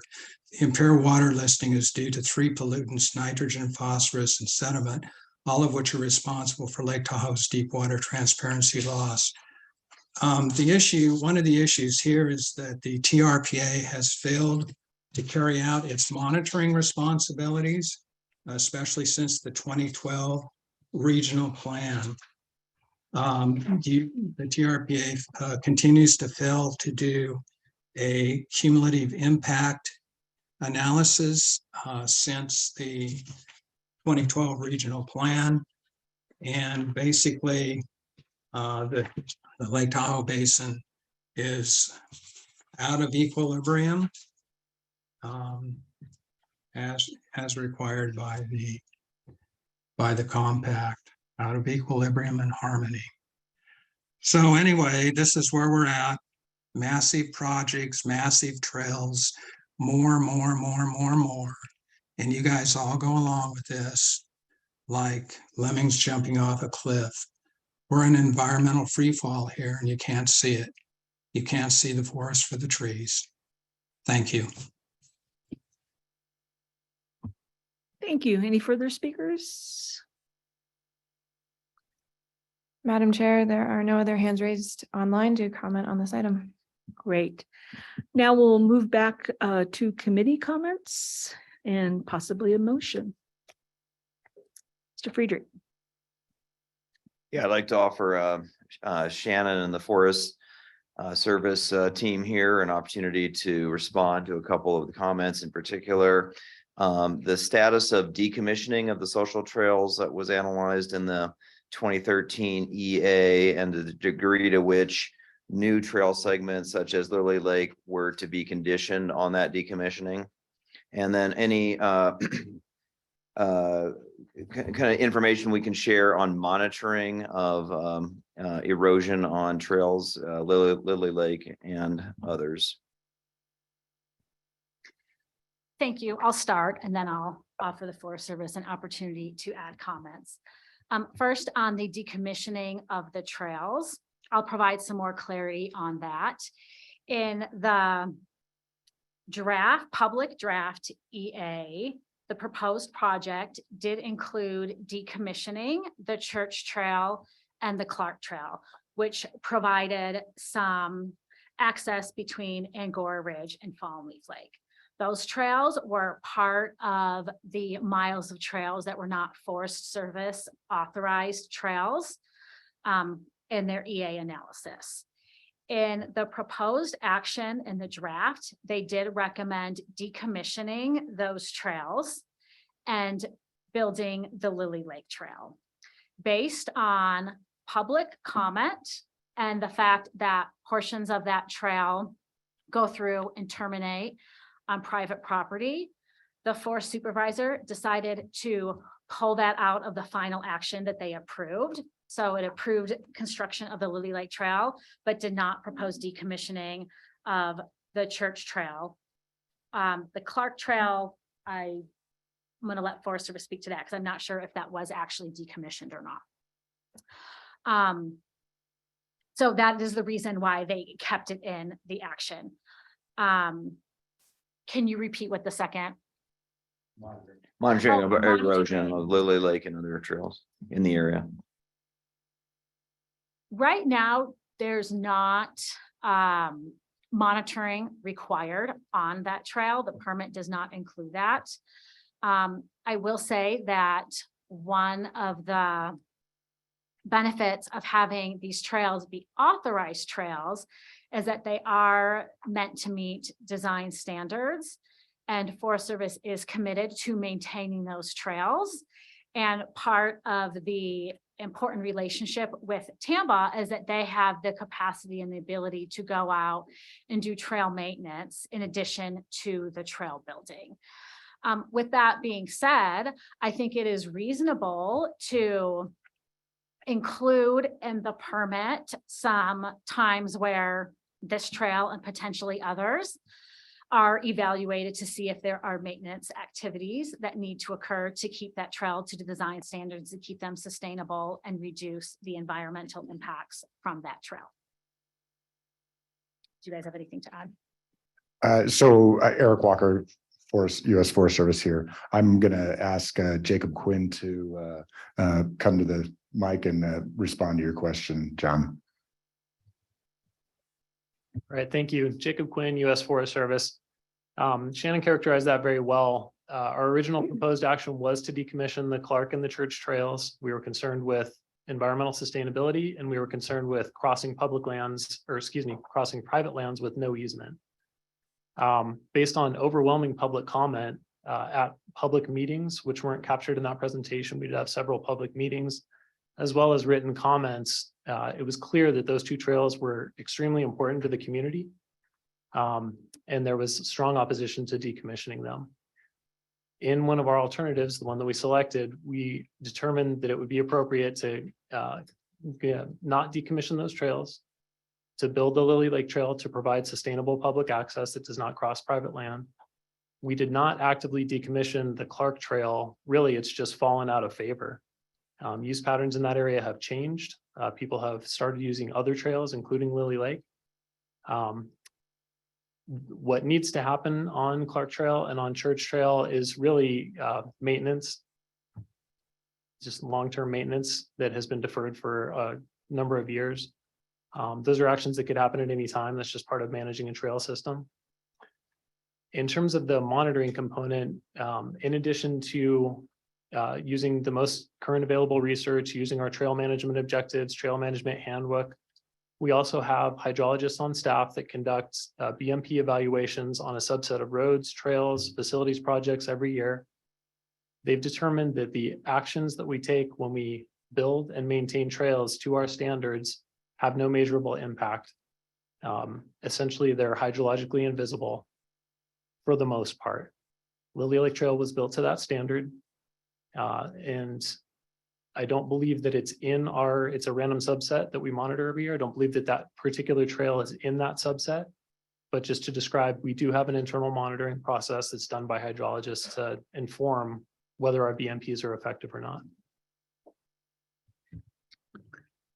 I would like to add, if I may, that in talking with staff, that the trails that were identified to be decommissioned in the final decision have been completed. So we have, done all the work that or most of the work we've said we're going to do. I don't know if there's other maintenance or construction, but as far as the decommissioning, and as Jacob pointed out, the 2 trails that, based on public comment, we did not bring forth in the decision.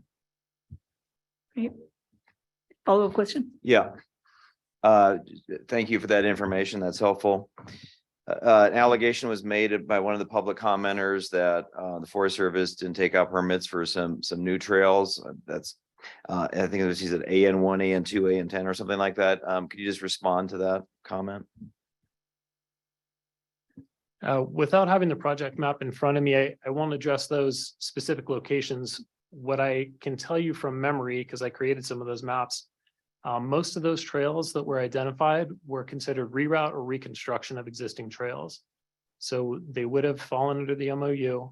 They wouldn't have required further permitting. They may look different on the ground because of those reconstruction or partial reroute actions, but they did not require permitting. And I will just add to that MOU piece that a lot of the actions in that EA did fall under the MOU. Deconstruction of trails falls under the existing MOU. And if a trail is a reroute, is 100% a reroute or a reconstruction of an existing trail, that does also fall under the existing MOU. And other ones did not traverse as much linear feet in a low land capability district. Thank you. Any further questions from committee members? Don't see any questions online. So at this point, we would be considering a motion on this item. Is anyone prepared to offer up a motion? And we have that here on our screen here. We have 2 motions that will need to be made. Madam Chair, I'd like to make a motion to recommend approval of the required findings, including the finding of no significant effect as shown in attachment A.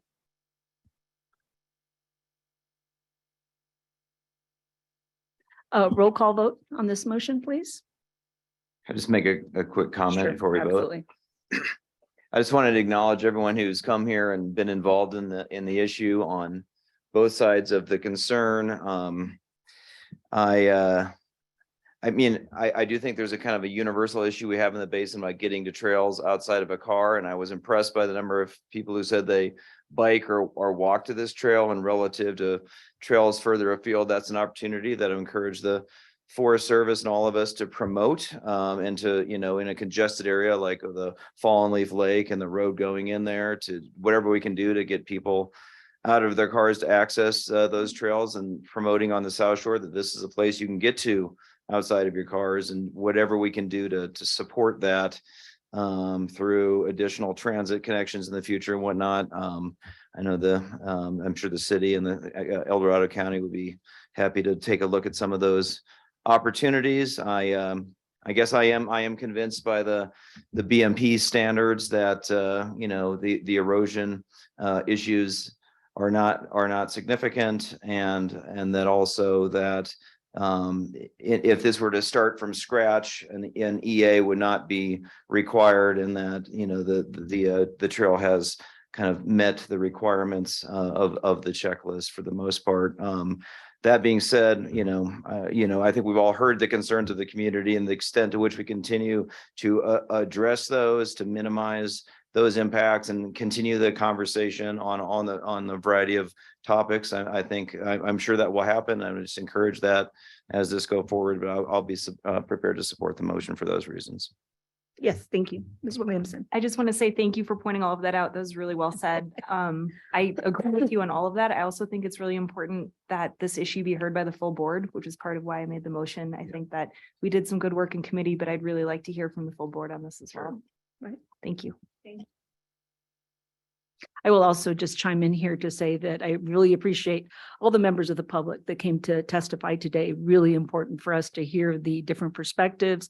I am very, just supportive of the fact that the Forest Service, I think is, more than willing to work with all community members on this issue. And I would just say that this is something that, in my part of the world, which is in Southern California, trail issues and those that are multi-use are always, problems that may occur, come to our attention all the time. And I think it's by working together. I think as several of the commenters pointed out, it's by working together that we can resolve these issues, because access to trails is for everyone. And we do have constraints at times that we have to work with, but I really feel that staff and the Forest Service has done a good job of identifying where those constraints exist, and that we have an opportunity here to use a trail that is going to be for all to use effectively.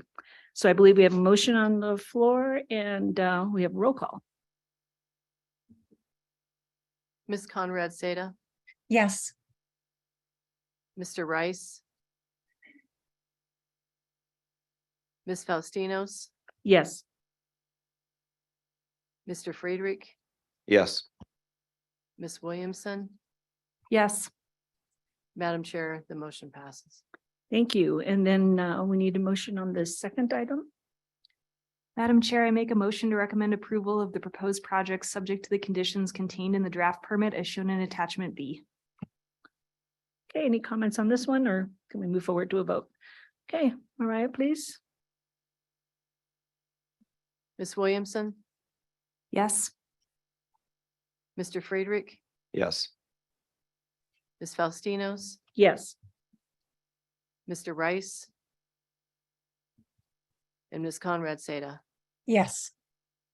Madam Chair, the motion passes.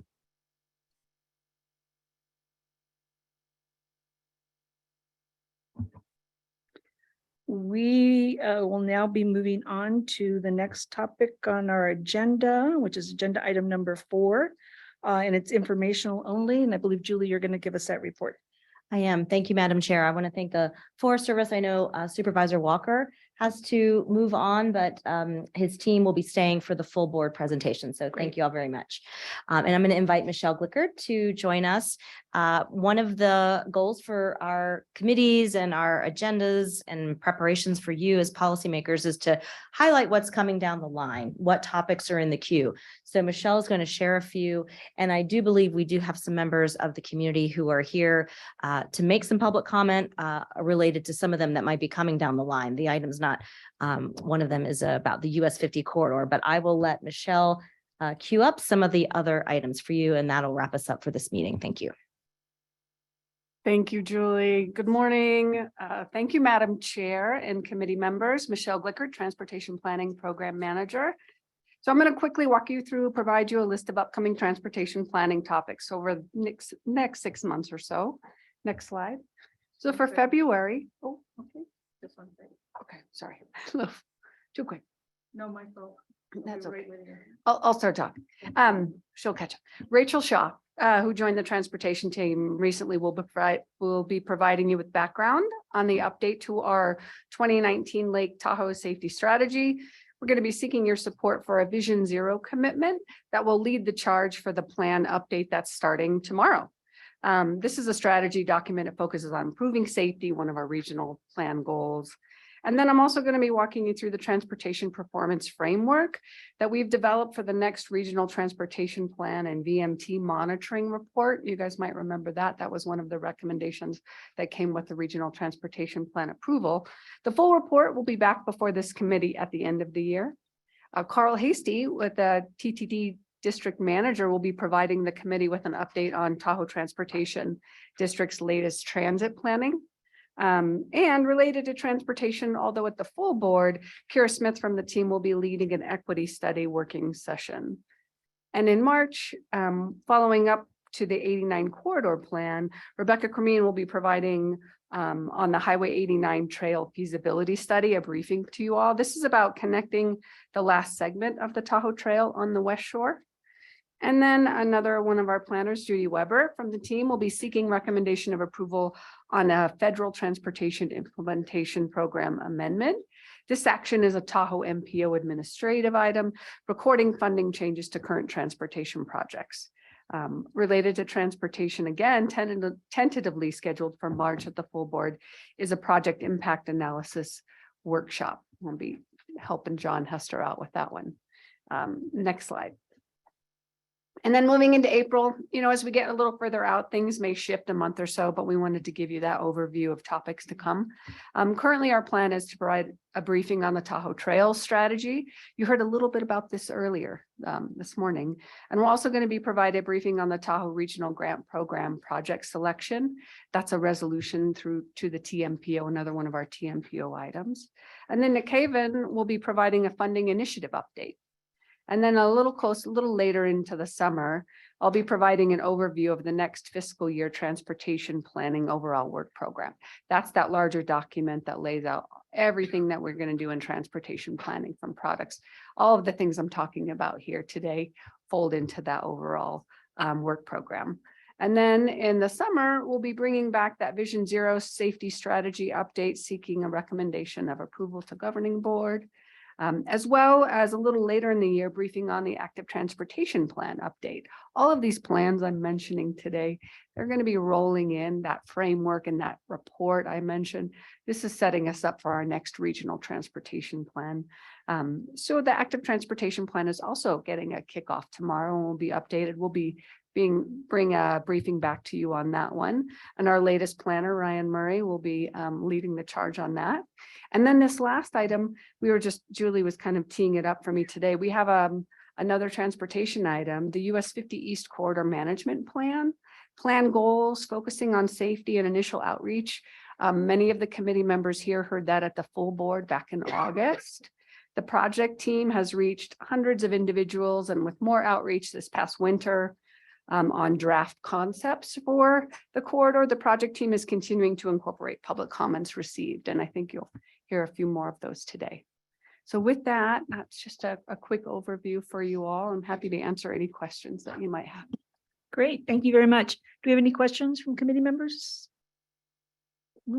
Sounds like it's going to be a busy year.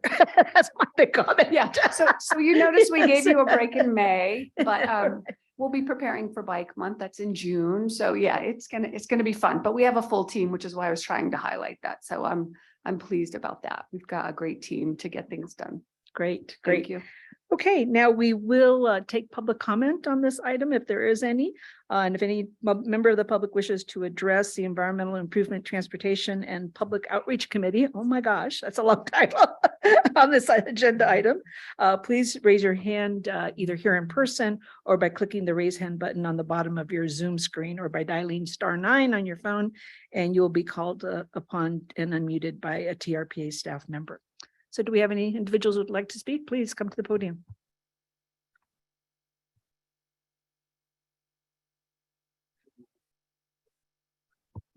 Good morning. My name is Brett Tibbetts. I'm a 12-year resident of Cave Rock. I'm here today to oppose the TRPA and NDOT plan to switch Highway 50 in Douglas County from 4 lanes to 2 lanes. I know that they're adding, the plan is to add bike lanes and a turning lane. My problem is the reduction in the vehicle traffic lanes. So why are we appearing here today? In 2017, NDOT held a meeting at the lake to discuss this plan. There was overwhelming opposition to that plan in a public meeting. So then they laid low for a while and came back this past fall and winter and held listening tours that wasn't a listening tour. It was just a plan to obfuscate the public opposition. These plans at the Kale Center, you walked around little rooms. There was no public hearing, no place for people to voice their opposition. So the community became very active. Of the 2,000 people in Douglas County that live at the lake, I've talked to at least 400. I don't know anybody that supports the reduction of the lanes. Everybody supports bike lanes.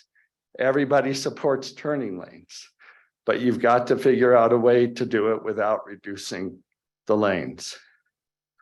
The second problem I have is the TRPA staff going around. It's overstating the amount of support for this project.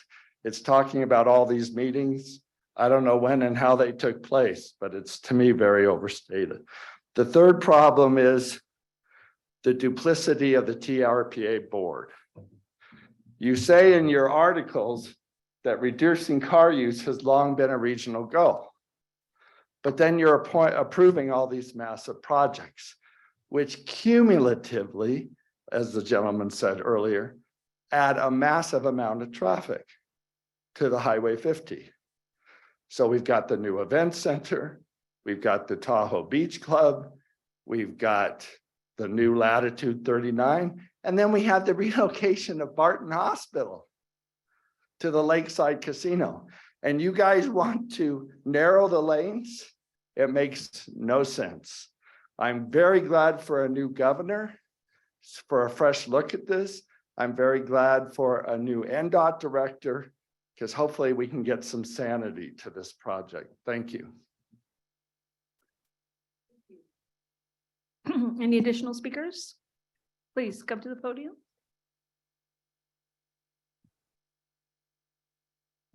Good morning. My name is Andy Huckbody. I'm also a 12-year resident of Lake Ridge, and my house overlooks the north end of Dead Man's Curve. So we watch those cars spin as they come down going northbound. I am opposed to the NDOT plan to narrow the roads, but more importantly, put a concrete barrier along the west side of Highway 50. There are about 50 openings, driveways, streets, and vista points, which would have to open that barrier up. That would create 100 opportunities to hit that concrete barrier head on. Some people call that K-rail or New Jersey rail the death rail, because the serious accidents on 50 are the head-on collisions when people spin to the other lane. But now we're going to have a concrete barrier, which will also stop those cars from spinning. I don't recommend an additional barrier in the current footprint of 50, which my understanding is NDOT is not willing to widen the road. So we basically have to work with the area that we have, which makes it more dangerous. Really, safety should be the only reason to make a change to the current configuration on Highway 50. And there's many things we can do to reduce and make 50 safer, starting with the reduction of the speed limit in certain areas, around the curves, in some of the areas that most dangerous, and then enforcement. We could improve enforcement using the digital radar speed limit signs, which makes people check their speed.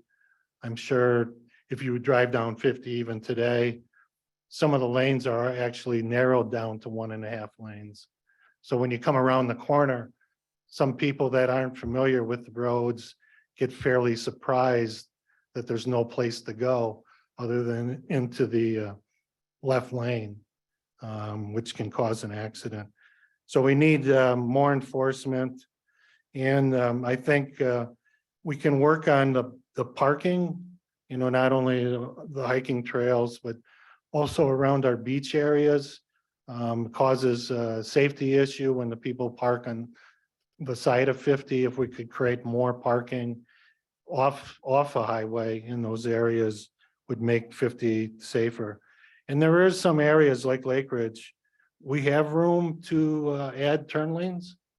We have fairly big side road where again, they try to put up stakes to prevent people from parking there, but they get mowed over by the snow plows. So thank you very much for your time. Thank you. Our next speaker, please.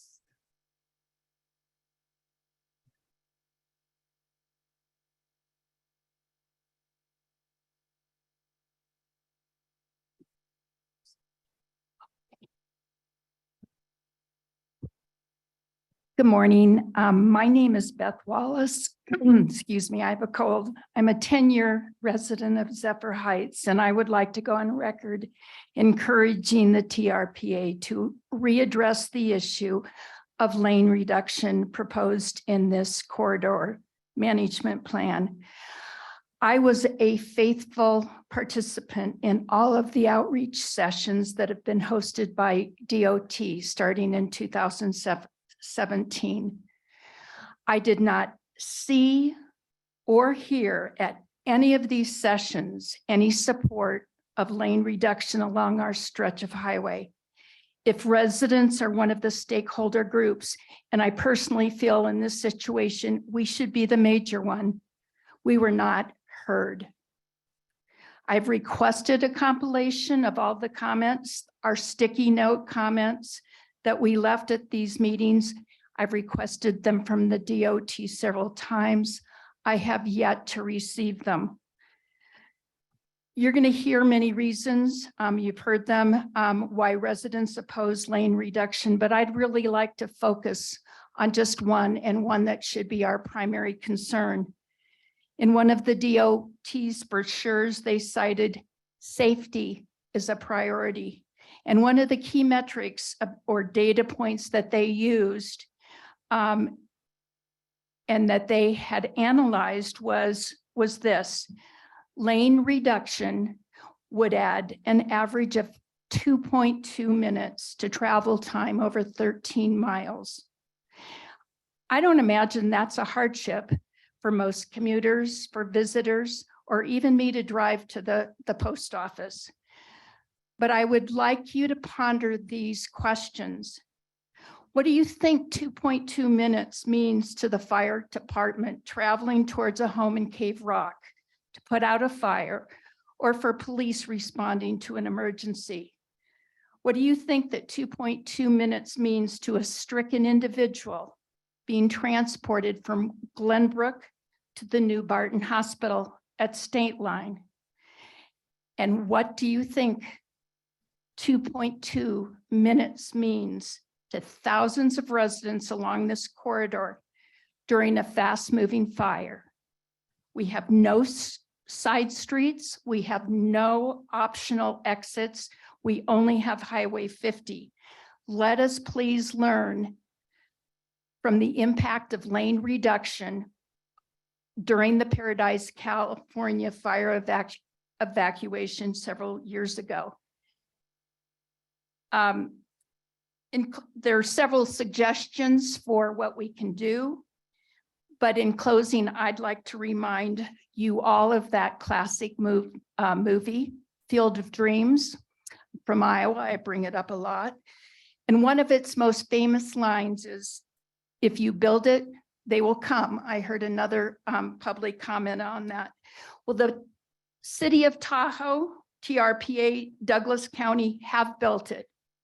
You've built the event center, you've built the condominiums, you're going to approve a new hospital. So trust me, they will come, but most will come in cars, many along our corridor. Please do not compromise the safety of the residents you are here to represent by reducing lanes. Please reconsider the issue of lane reduction on our corridor. Thank you. Thank you. Next speaker, please. Good morning, Madam Speaker. I would like to speak again here against the Highway 50 Could you, East Shore. excuse me, could you Oh, please state your name Elizabeth for the record? Learnhardt, Zephyr Cove, 7-year resident. I would again speak here against the Highway 50 East Shore CMP plan and the lane reductions, as my previous speakers have, and I concur with everything that was said before. So I would like to point out some obvious things that haven't been mentioned. How do you reduce car accidents? Use a horse buggy. If this sounds simplistic, what do you think bicycles are? We've heard today how and witnessed about another trail and the conflict from bikers and hikers. You're going to create more of these conflicts. Just because there's a lobby pushing for bikes doesn't make it a valid option along Highway 50. Did you, either one of you, come with a bike today? Well, why not? It's probably the snow, but that's something that doesn't go into the planning either. So why are you prescribing the road diet? Oh, I have this paper just to prove what South Lake Tahoe does in the snow with bike lanes. So why are you prescribing the road diet to Highway 50? A road diet is defined by reducing multiple lanes to 2 lanes and repurposing the gained space for other things like parking and bike lanes. It is obviously not because you or some other people want to hike in a winter day around the lake. Besides, road diets were not designed for single access roads like we have here. Without collaterals, no ways to escape. They were designed for a traffic density that was much lower than we have, and they were designed for inner cities. Scooters, as you mentioned in your plan, are also not an alternative for transportation. They are a recreational business hijacking public funds for their own benefits, in my opinion. Listing the number of scooter trips doesn't prove there was one single car less used. And just on the sidelines, I don't know if you know that, but these people who operate these scooters in South Lake Tahoe, they're hiring students to recharge them on their landlord utilities. Similar questions arise about documenting reduced traffic to Sand Harbor after you completed the incline Sand Harbor Trail. You repeatedly base your plan on EVs without understanding the limitations as far as extreme temperatures, lack of refueling station, and the efficiency.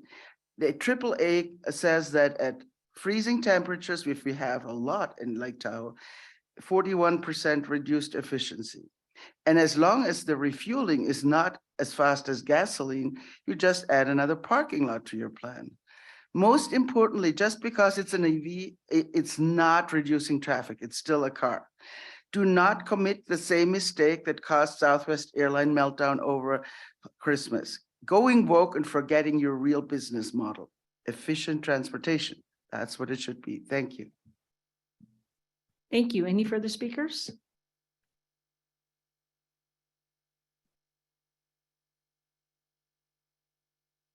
Yeah, I am Robert Byron. I reside in Hidden Woods near Cave Rock, and I have attended and spoken at all of the NDOT public hearings and listening tours and before the Nevada Transportation Board in opposition to the US 50 East Shore Corridor Management Plan, or CMP.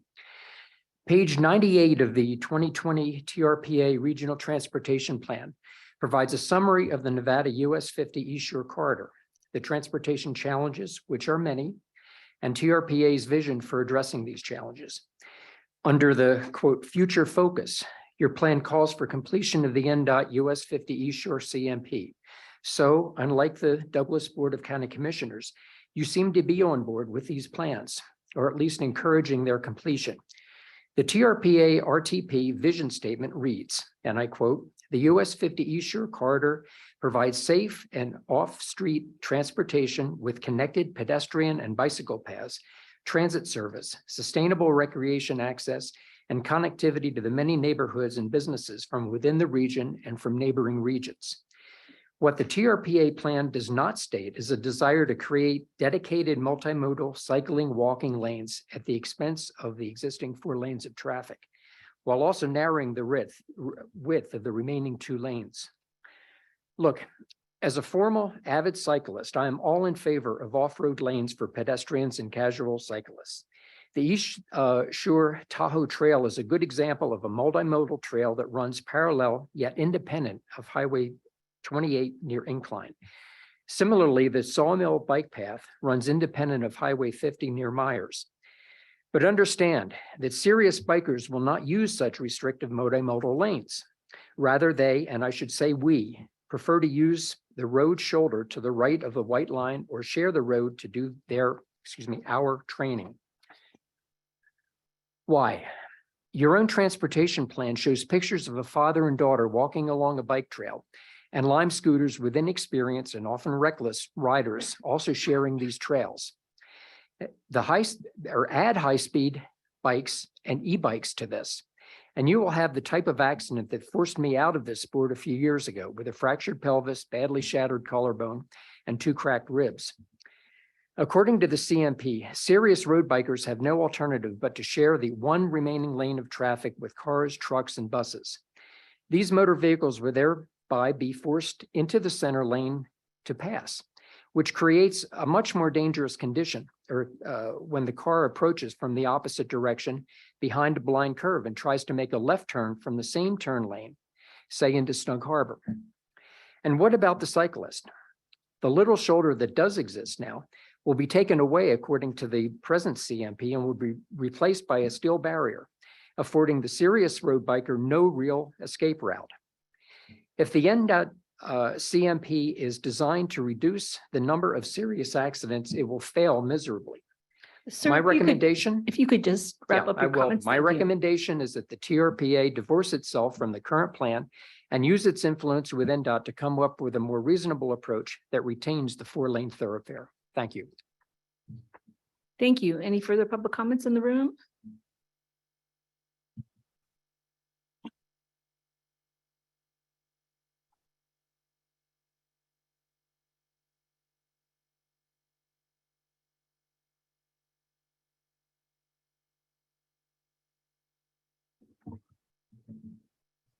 Hello, my name is Kirk Ledbetter.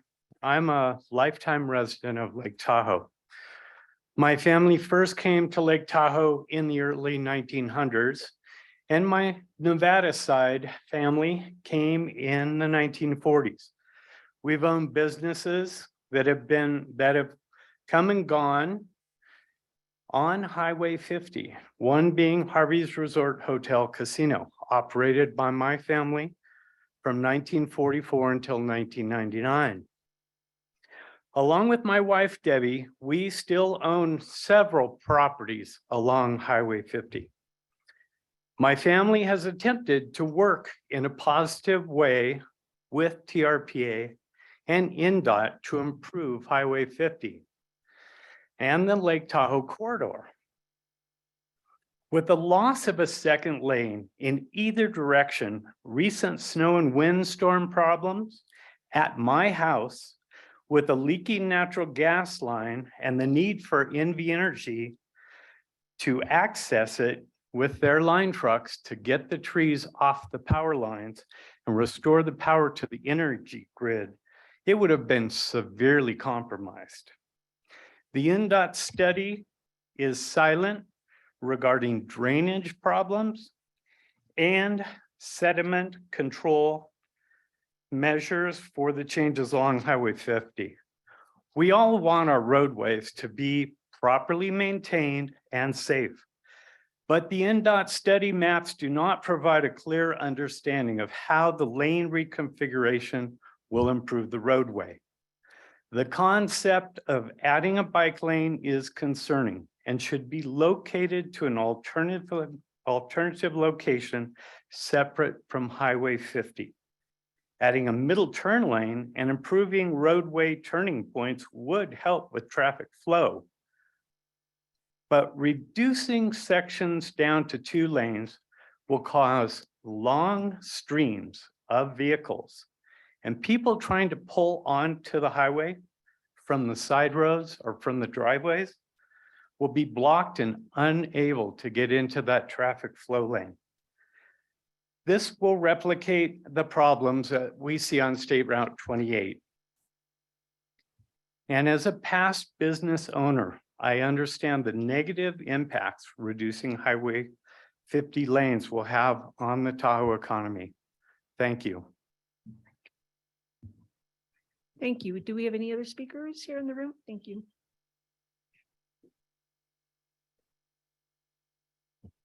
Hello. My name is Debbie Ledbetter.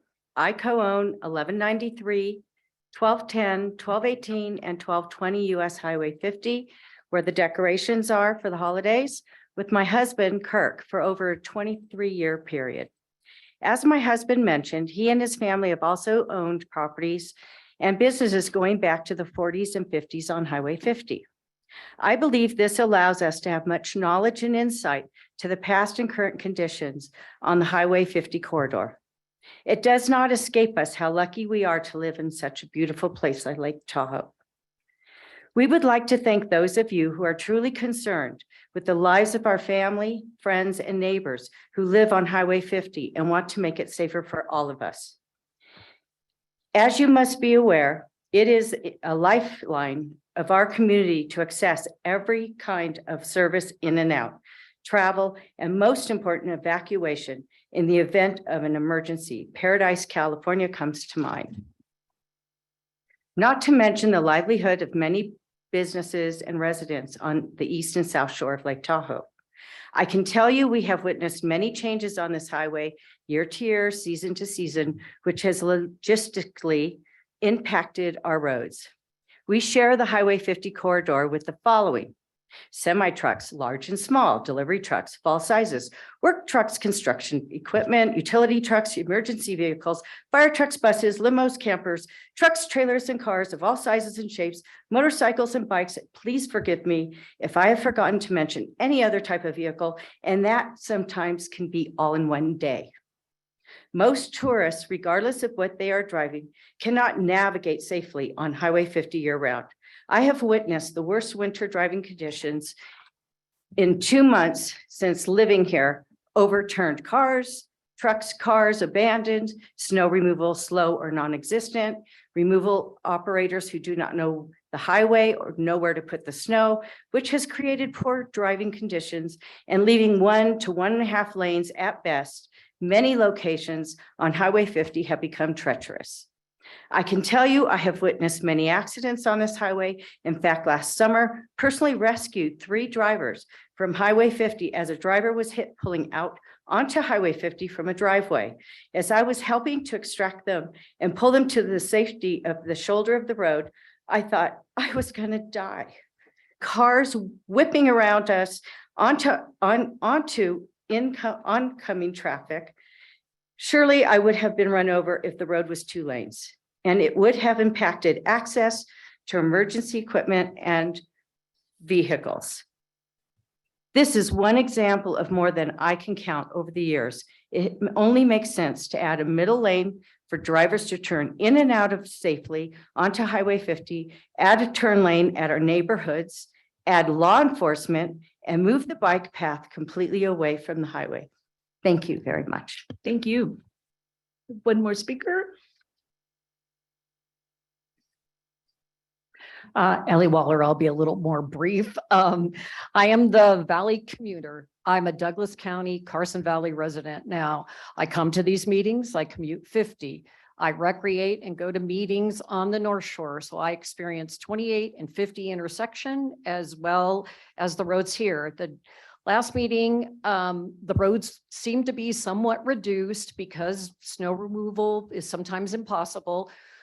People were using the center of the highway because there's no striping with the inability to get the snow off as a passing lane, both directions. It wasn't exciting. It was really, I was very uncomfortable. With that said, I think the reason why many of us are here today is I read the NDOT funding sources for 23, 24 fiscal and 24, 25 fiscal, and they are planning on restriping the highway. It is a lot of our beliefs that this restriping is going to be the lane reduction. Michelle, thank you for bringing what you're going to do the next 6 months. I think this needs to be elevated. Look at the NDOT funding, figure out, is NDOT really planning on doing this restriping without this public input? We're not here to waste your time. We're here to be part of the process and part of the solution. Thank you. Thank you. Yes, I think we have one speaker here and then we'll go to you next. Thank you. Thank you. My name is David Thompson. I'm a 30-year resident of Glenbrook. And pulling out from Glenbrook onto Highway 50 right now is taking your life in your hands. There's with the speed of the traffic coming down there is amazing. And every time I go there, you have to stomp on the accelerator to get out there and avoid all the traffic. And if you look either way, coming out of Glenbrook, you probably have maybe a block or a block and a half of visibility. That's all you got. These guys are coming around the corner, all of a sudden they appear.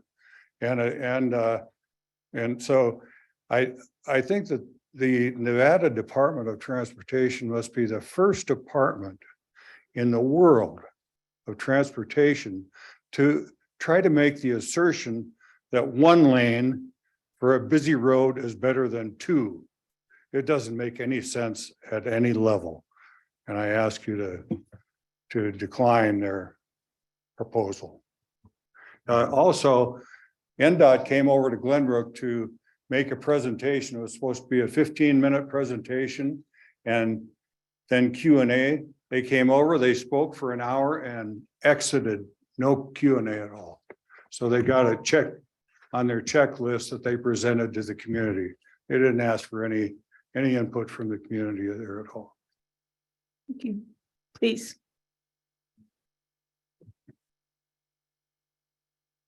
Good morning. My name's Greg Stevenson. I'm a neighbor with Brett Tibbetts in Cave Rock. My family's been in this area for 60 years. I've lived in Cave Rock 30 plus years. My observation this morning is I'm not very well prepared, other than I am a propulsion engineer by degree and by profession. I build reconnaissance drone engines for our Department of Defense. I was the guy that wrote the white paper in 1990 when I moved here, emission follies subject to Lake Tahoe. TRPA acted on that by banning two strokes on the lake. That was a step forward, but now we have clean transportation from outboard motors and personal watercraft that represent state of the art. All the other areas were left mute, meaning diesel powered vehicles, off-road vehicles, and so on. Today's issues on Highway 50 are extremely complex. We're talking about way more than horse trails. We're talking about all sorts of vehicles, different duty cycles, different fuels, different transportation methods. The other thing that's missing, I don't see a clear set of objectives written by anybody anywhere. What is going on? You can't possibly structure proposals without objectives well learned. Thirdly, there's no workshop between the public and the governing bodies. We're missing it. We owe it to our future generations to get it right. Those that built Highway 50 as it stands today did a hell of a job. Look how long it's really done. Very, very functional. So my request is take a step back. Let's get a community workshop to address these issues properly and get a clear state of objectives. If safety is our objective, a tramway or a railway would be undisputed.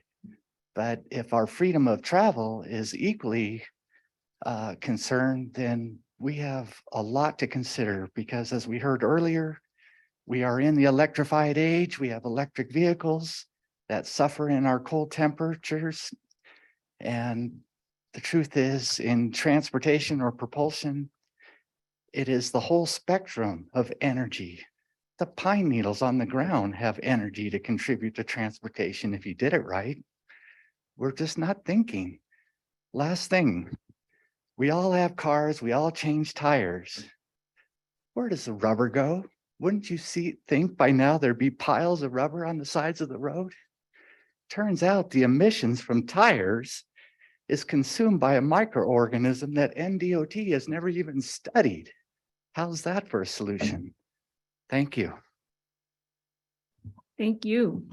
Any further comments here in the room? Okay, please. Madam Chair, while we're waiting, Julie Reagan, I just wanted to make sure the public knew with no action was No being action, taken. right, Yeah. yeah. Yes, this is an informational item only, but staff is taking notes and we'll be reviewing these comments later. Thank you. Please go ahead. My name's Sydney Morrow and I also live in Glenbrook, Nevada, and I'm also here to comment on the Highway 50 Corridor Management Plan. We've been working with Melissa Chandler and Brian Gant at NDOT and Michelle Glickert on these proposals since early 2022.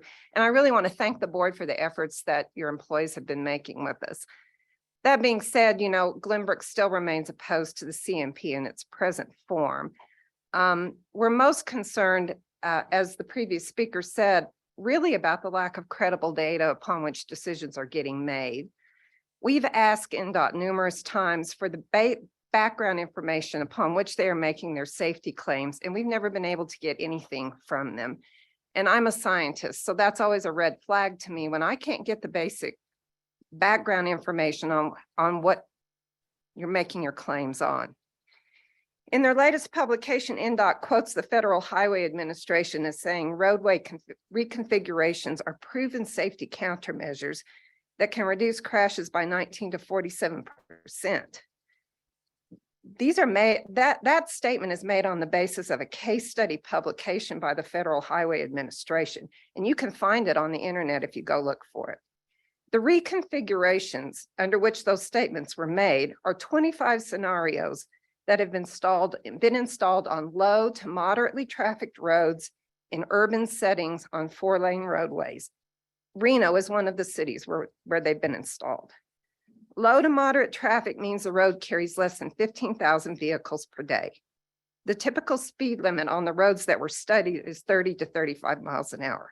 Now, does that sound anything like Highway 50 to you guys?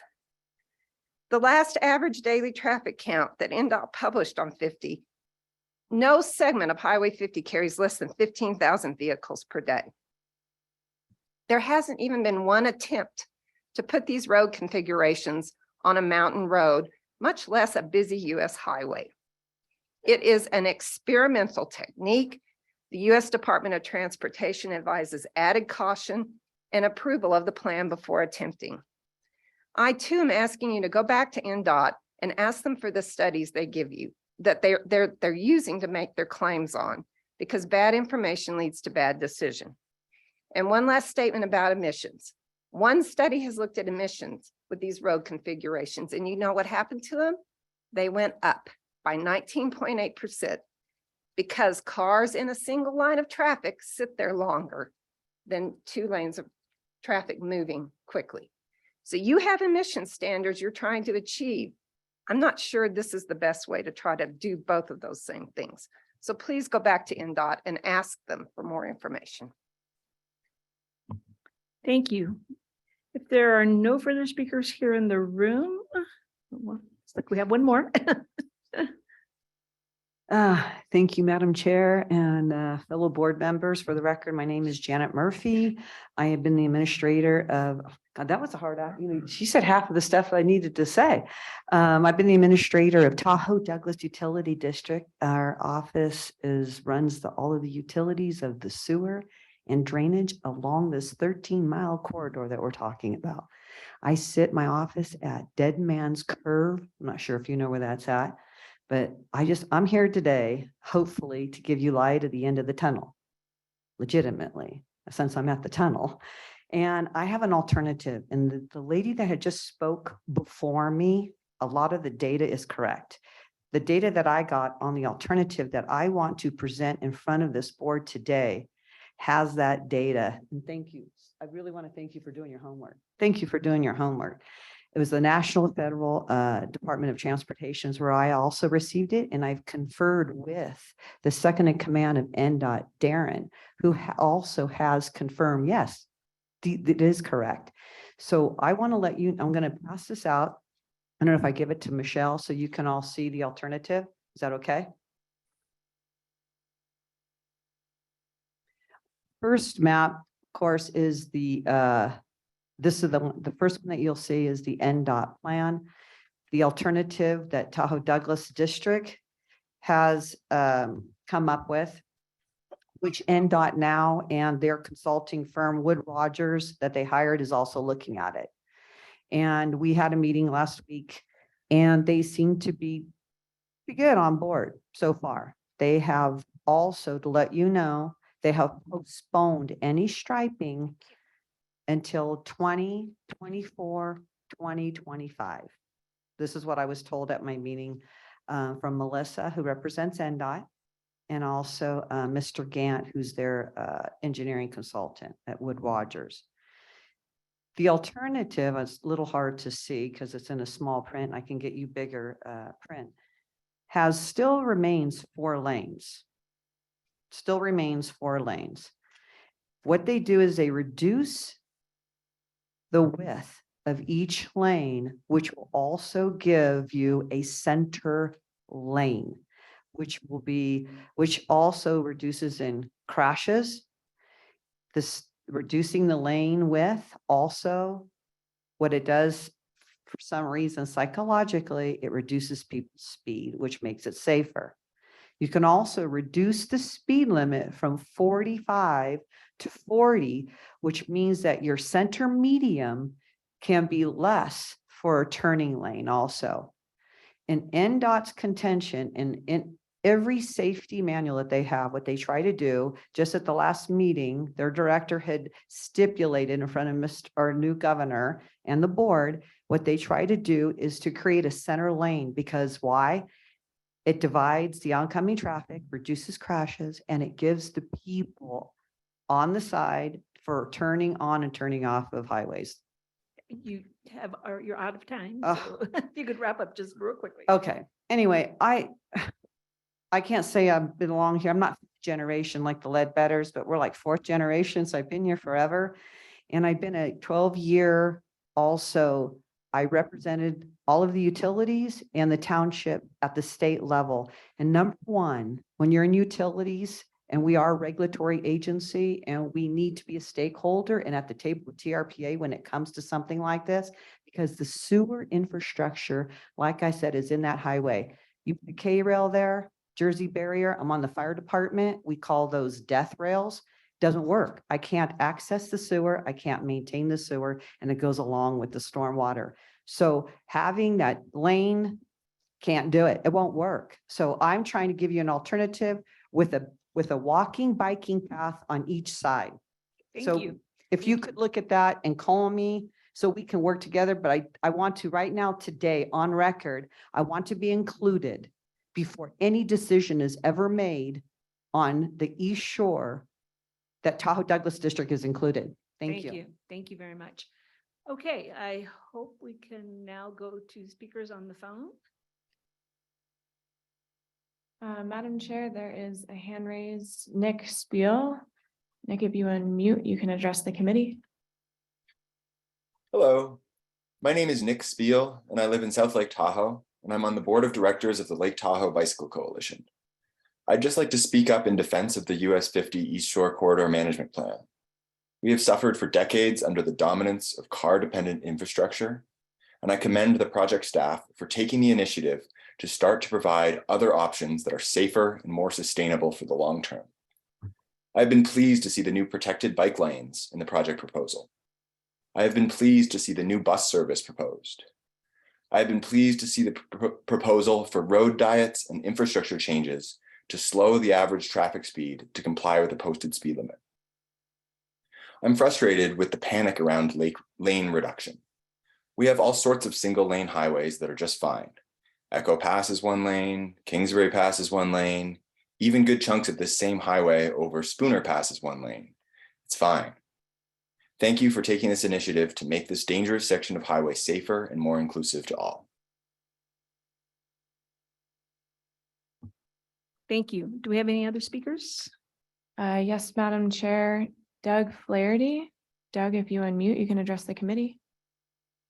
Thank you, Madam Chair, members of the committee. Doug Flaherty with TahoeCleanAir.org. I'm going to make these statements from my experience as a fire battalion chief living and working in the Santa Ana Canyon in Orange County. The reduction of lanes in Highway 50 basically will jeopardize the health and safety of existing residents and visitors during a wildfire. This is a recipe and a design for disaster, since I can assure you, panicked wildfire evacuation could easily lead to significant injuries and loss of life, not only on a reduced Highway 50, but on many of the two-lane roads around the basin. The concept proposed will dramatically increase the odds that residents and visitors alike will unsuccessfully compete during increased panic for access to clogged evacuation routes, resulting in little or no way out of a denser Tahoe population basin, of which the TRPA continues to promote. This, since the possibility of current safe and workable evacuation within this area and the basin is currently questionable due to an already overcapacity road systems. Fire evacuations ensue panic, of which often results in immediate collisions and smoke, which hamper and block access and egress, along with dangerously clogged roadways from fire apparatus. This is a common phenomenon, and it is beyond any common sense whatsoever that the TRPA would continue to carry out the plan of lane reduction in this case, or in other cases, increase visitor capacity on some of the other roadways in Tahoe. I just want to let you know that I witnessed many times what almost immediately happens during panic smoke situations. Cars almost immediately collide, rear-end each other. That causes the car behind them to rear end the car in front of them, and on and so forth. For the Cave Rock folks, it's only going to take one car, one accident during smoke and panic, and you've closed off your evacuation route. So thank you so much. I hope the TRPA would consider public safety over whatever process that you envision here for transportation in the future. Thank you so much. Thank you. Do we have any additional speakers? Yes, Madam Chair, first name Gavin. Gavin, if you unmute, you can address the committee. Hey, good morning, TRPA committee. This is Gavin Feiger, on behalf of the League Disabled Lake Tahoe. We weren't planning on commenting on this item at this point because it's not agendized, but the proposed corridor management plan for Highway 50 East meets many TRPA objectives, including reducing vehicle miles traveled, reducing dependency on the private automobile, achieving a VMT threshold, improving water quality. I could go on, but I think you'll see over 2023, as TRPA takes on the transportation equity study and takes on the Vision Zero effort, the improvements, and I call them improvements, to the State Route 50 East between Spooner and State Line will help achieve many TRPA and NDOT goals. Leaving it as it is will not help achieve any goals. I appreciate that, and thanks for your time today. Thank you.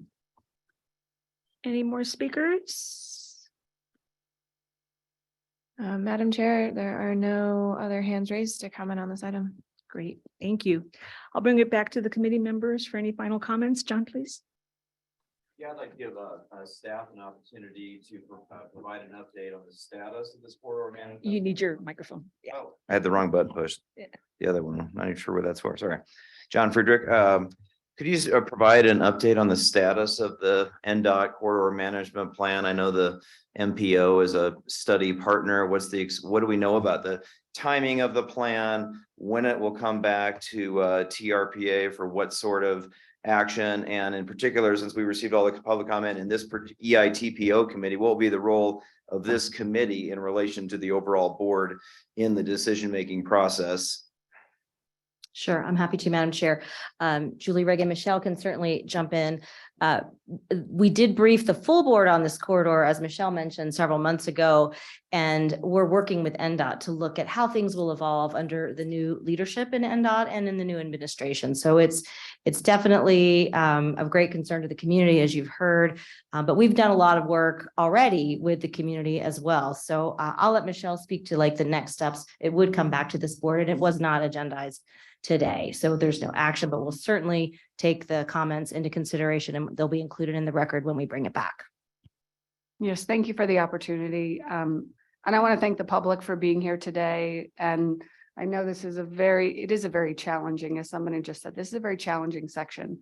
We've done a couple corridor plans now together with other agencies, and we are at the point right now, and my apologies, you haven't seen this draft concept that they're speaking about. That hasn't come back to you. That was recently shared, and all of that all those public comments we received this winter, and including these, are still getting folded in. They're just draft concepts right now. It is there are some, NDOT's really concerned about the condition of the highway today, about the safety, about the crashes we're seeing, the severity of those crashes. So they're in a tough spot right now where they know they need to do something. So these concepts are to help actually figure out how we can make things better. And we do want to address the public's concerns on all of those things that they spoke about today. And that's what's going on right now. They're collecting all the public comments we received over the winter. There were a lot of Post-it notes on maps. People were standing around tables and conversing with one another and putting Post-it notes down. So that is where we're at right now, John, is they're developing and really trying to address everyone's concerns in a future concept. So that's, I guess that's probably what I'd like to. So the NDOT, when you say they. Forgive me, the project team, yes. I mean, NDOT is the lead on this. It is their right of way, right? And so they're the ones today who are feeling the brunt of some of those safety issues, just like we do. So what would you recommend what's the best avenue to have to provide this kind of public input in a way that informs the alternatives analysis happening now? Well, I think that's what's up next, is thinking about another round of public. I'm taking in the feedback I heard today. They didn't like the way it was presented, not feeling like they were heard. So I'm going to bring that back to the project team, which includes us and the consultants and NDOT. So we can try to maybe structure something a little bit better as we further along and fold in these ideas, including the alternative you see before you today. They're analyzing that. They're looking at that concept and also comparing it to the goals of the project that everyone agreed upon in the beginning. Did I answer that, John? And then I guess just to reiterate the question, is this likely to come back to this particular committee for recommendation to the full board when we get to that point? Yeah, so I think that originally brought it to the full board. So I don't, maybe that's up for discussion. I think that's up for discussion. Yep. Great, thank you. Any additional comments? Okay, seeing none, we will go ahead and take this as an informational item. Obviously, lots of great input was provided on many different topics, so we will be following up on that. Lastly, we're going to go on to agenda item number 4, committee member comments. Do we have any comments from anyone? John, Ailey, Ashley? Okay. And we have no further comments at this time. Our last item on the agenda is public interest comments. We're at a point now where if any member of the public wishes to address the Environmental Improvement, Transportation, and Public Outreach Committee, please raise your hand now, either by clicking on the raise hand button at the bottom of your screen or dialing *9 on your phone, and you'll be called upon and unmuted by TRPA staff. So do we have anyone in the room that would like to make public comments on items that have not been heard today? No. Only if it's not on any of the things we've discussed.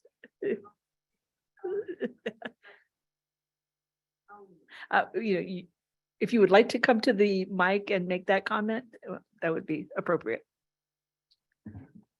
Thank you. Sorry. I need to get as much time as I can because it's so critical about, I'm on the fire board, like they said, with the gentleman that just spoke. The plan will not work. I'm telling you, NDOT. I used a lot of their expertise and talked to the experts. And I'm telling you, even our new governor, I had a special speaking with him and he agrees with the alternative.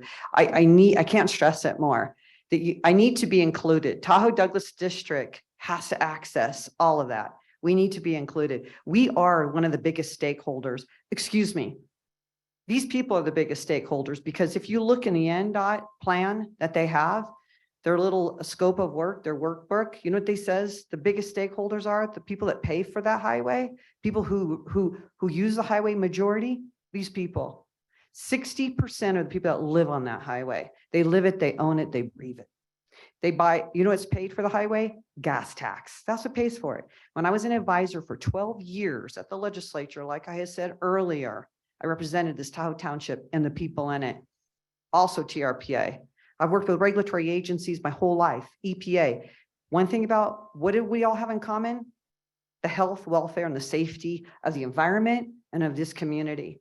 There's only one solution. If you really want a solution to all your problems, you know what I wish I would have done when I was an advisor back in the day? When they asked me to become a national park, I wish to God I would have done it. Because then you can control the people that are coming in here that are abusing the environment and also our national treasure. What is that? Lake Tahoe, the jewel. And you're right, being a water purveyor and knowing utilities, that was my forte. That is a national treasure. It is the best water in the whole world, along with one other lake, Lake Baikal, which is in where? Siberia, Russia. And they don't even have emissions on that lake where we do. So it goes to tell you the clarity of that lake. And that's what we need to do. And it's so true. You listen to the scientists. I listen to my constituents, which are these people out there. You know why they don't have an outreach program? One of the people on the NDOT project said they don't want to do a large venue like they did in 2017 because of the conflict. Too many pushback. The people don't want it because they know it. They live it. They breathe it. We need to listen to it. Look at the alternative. I'm giving you 4 lanes. Fire department, everybody likes the alternative. If you're going to do anything and you're going to try something, do the alternative. Narrow the lanes, drop the speed limit. At least you'll have a biking, walking path on each side of the highway. It's in the program. A lot of these folks don't even want that. But at least you'll have a center lane that'll divide up the 4 lanes for turning purposes, for safetiness. That is the most safest plan you can have, is the alternative. We did our homework. Thank you. Thank you very much. Okay, I think we are just about ready for adjournment. However, Julie, I would like you to give you an opportunity to let us know what the meeting schedule looks like for the rest of the day. Yes, thank you, Madam Chair. My recommendation is, since we are behind, that we just take a couple minute break to have our pick and then take a lunch break if the board is in agreement with that. And then we'll start the main session of the full board. Okay. My only question is, does Jim want to stick around that long? Oh, well, you know what? That is a good question. Better than Dave. Okay, Jim, then we'll buy your lunch for you. Okay. Okay. Good one. Okay. Do I have a motion to adjourn? Great. So All in moved. favor? Aye. Okay, I think we're Aye. good. Thank you.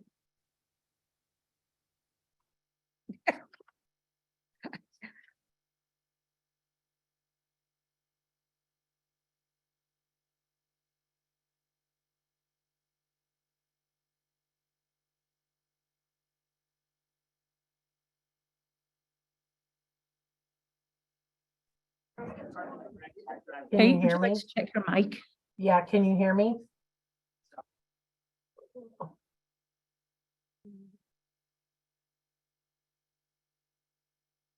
Can you hear me?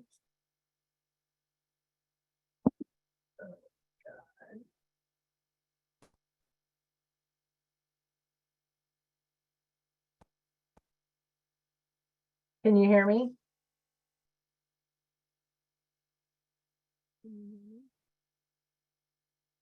Kate, I can hear you, but they're on a break to get the next committee together.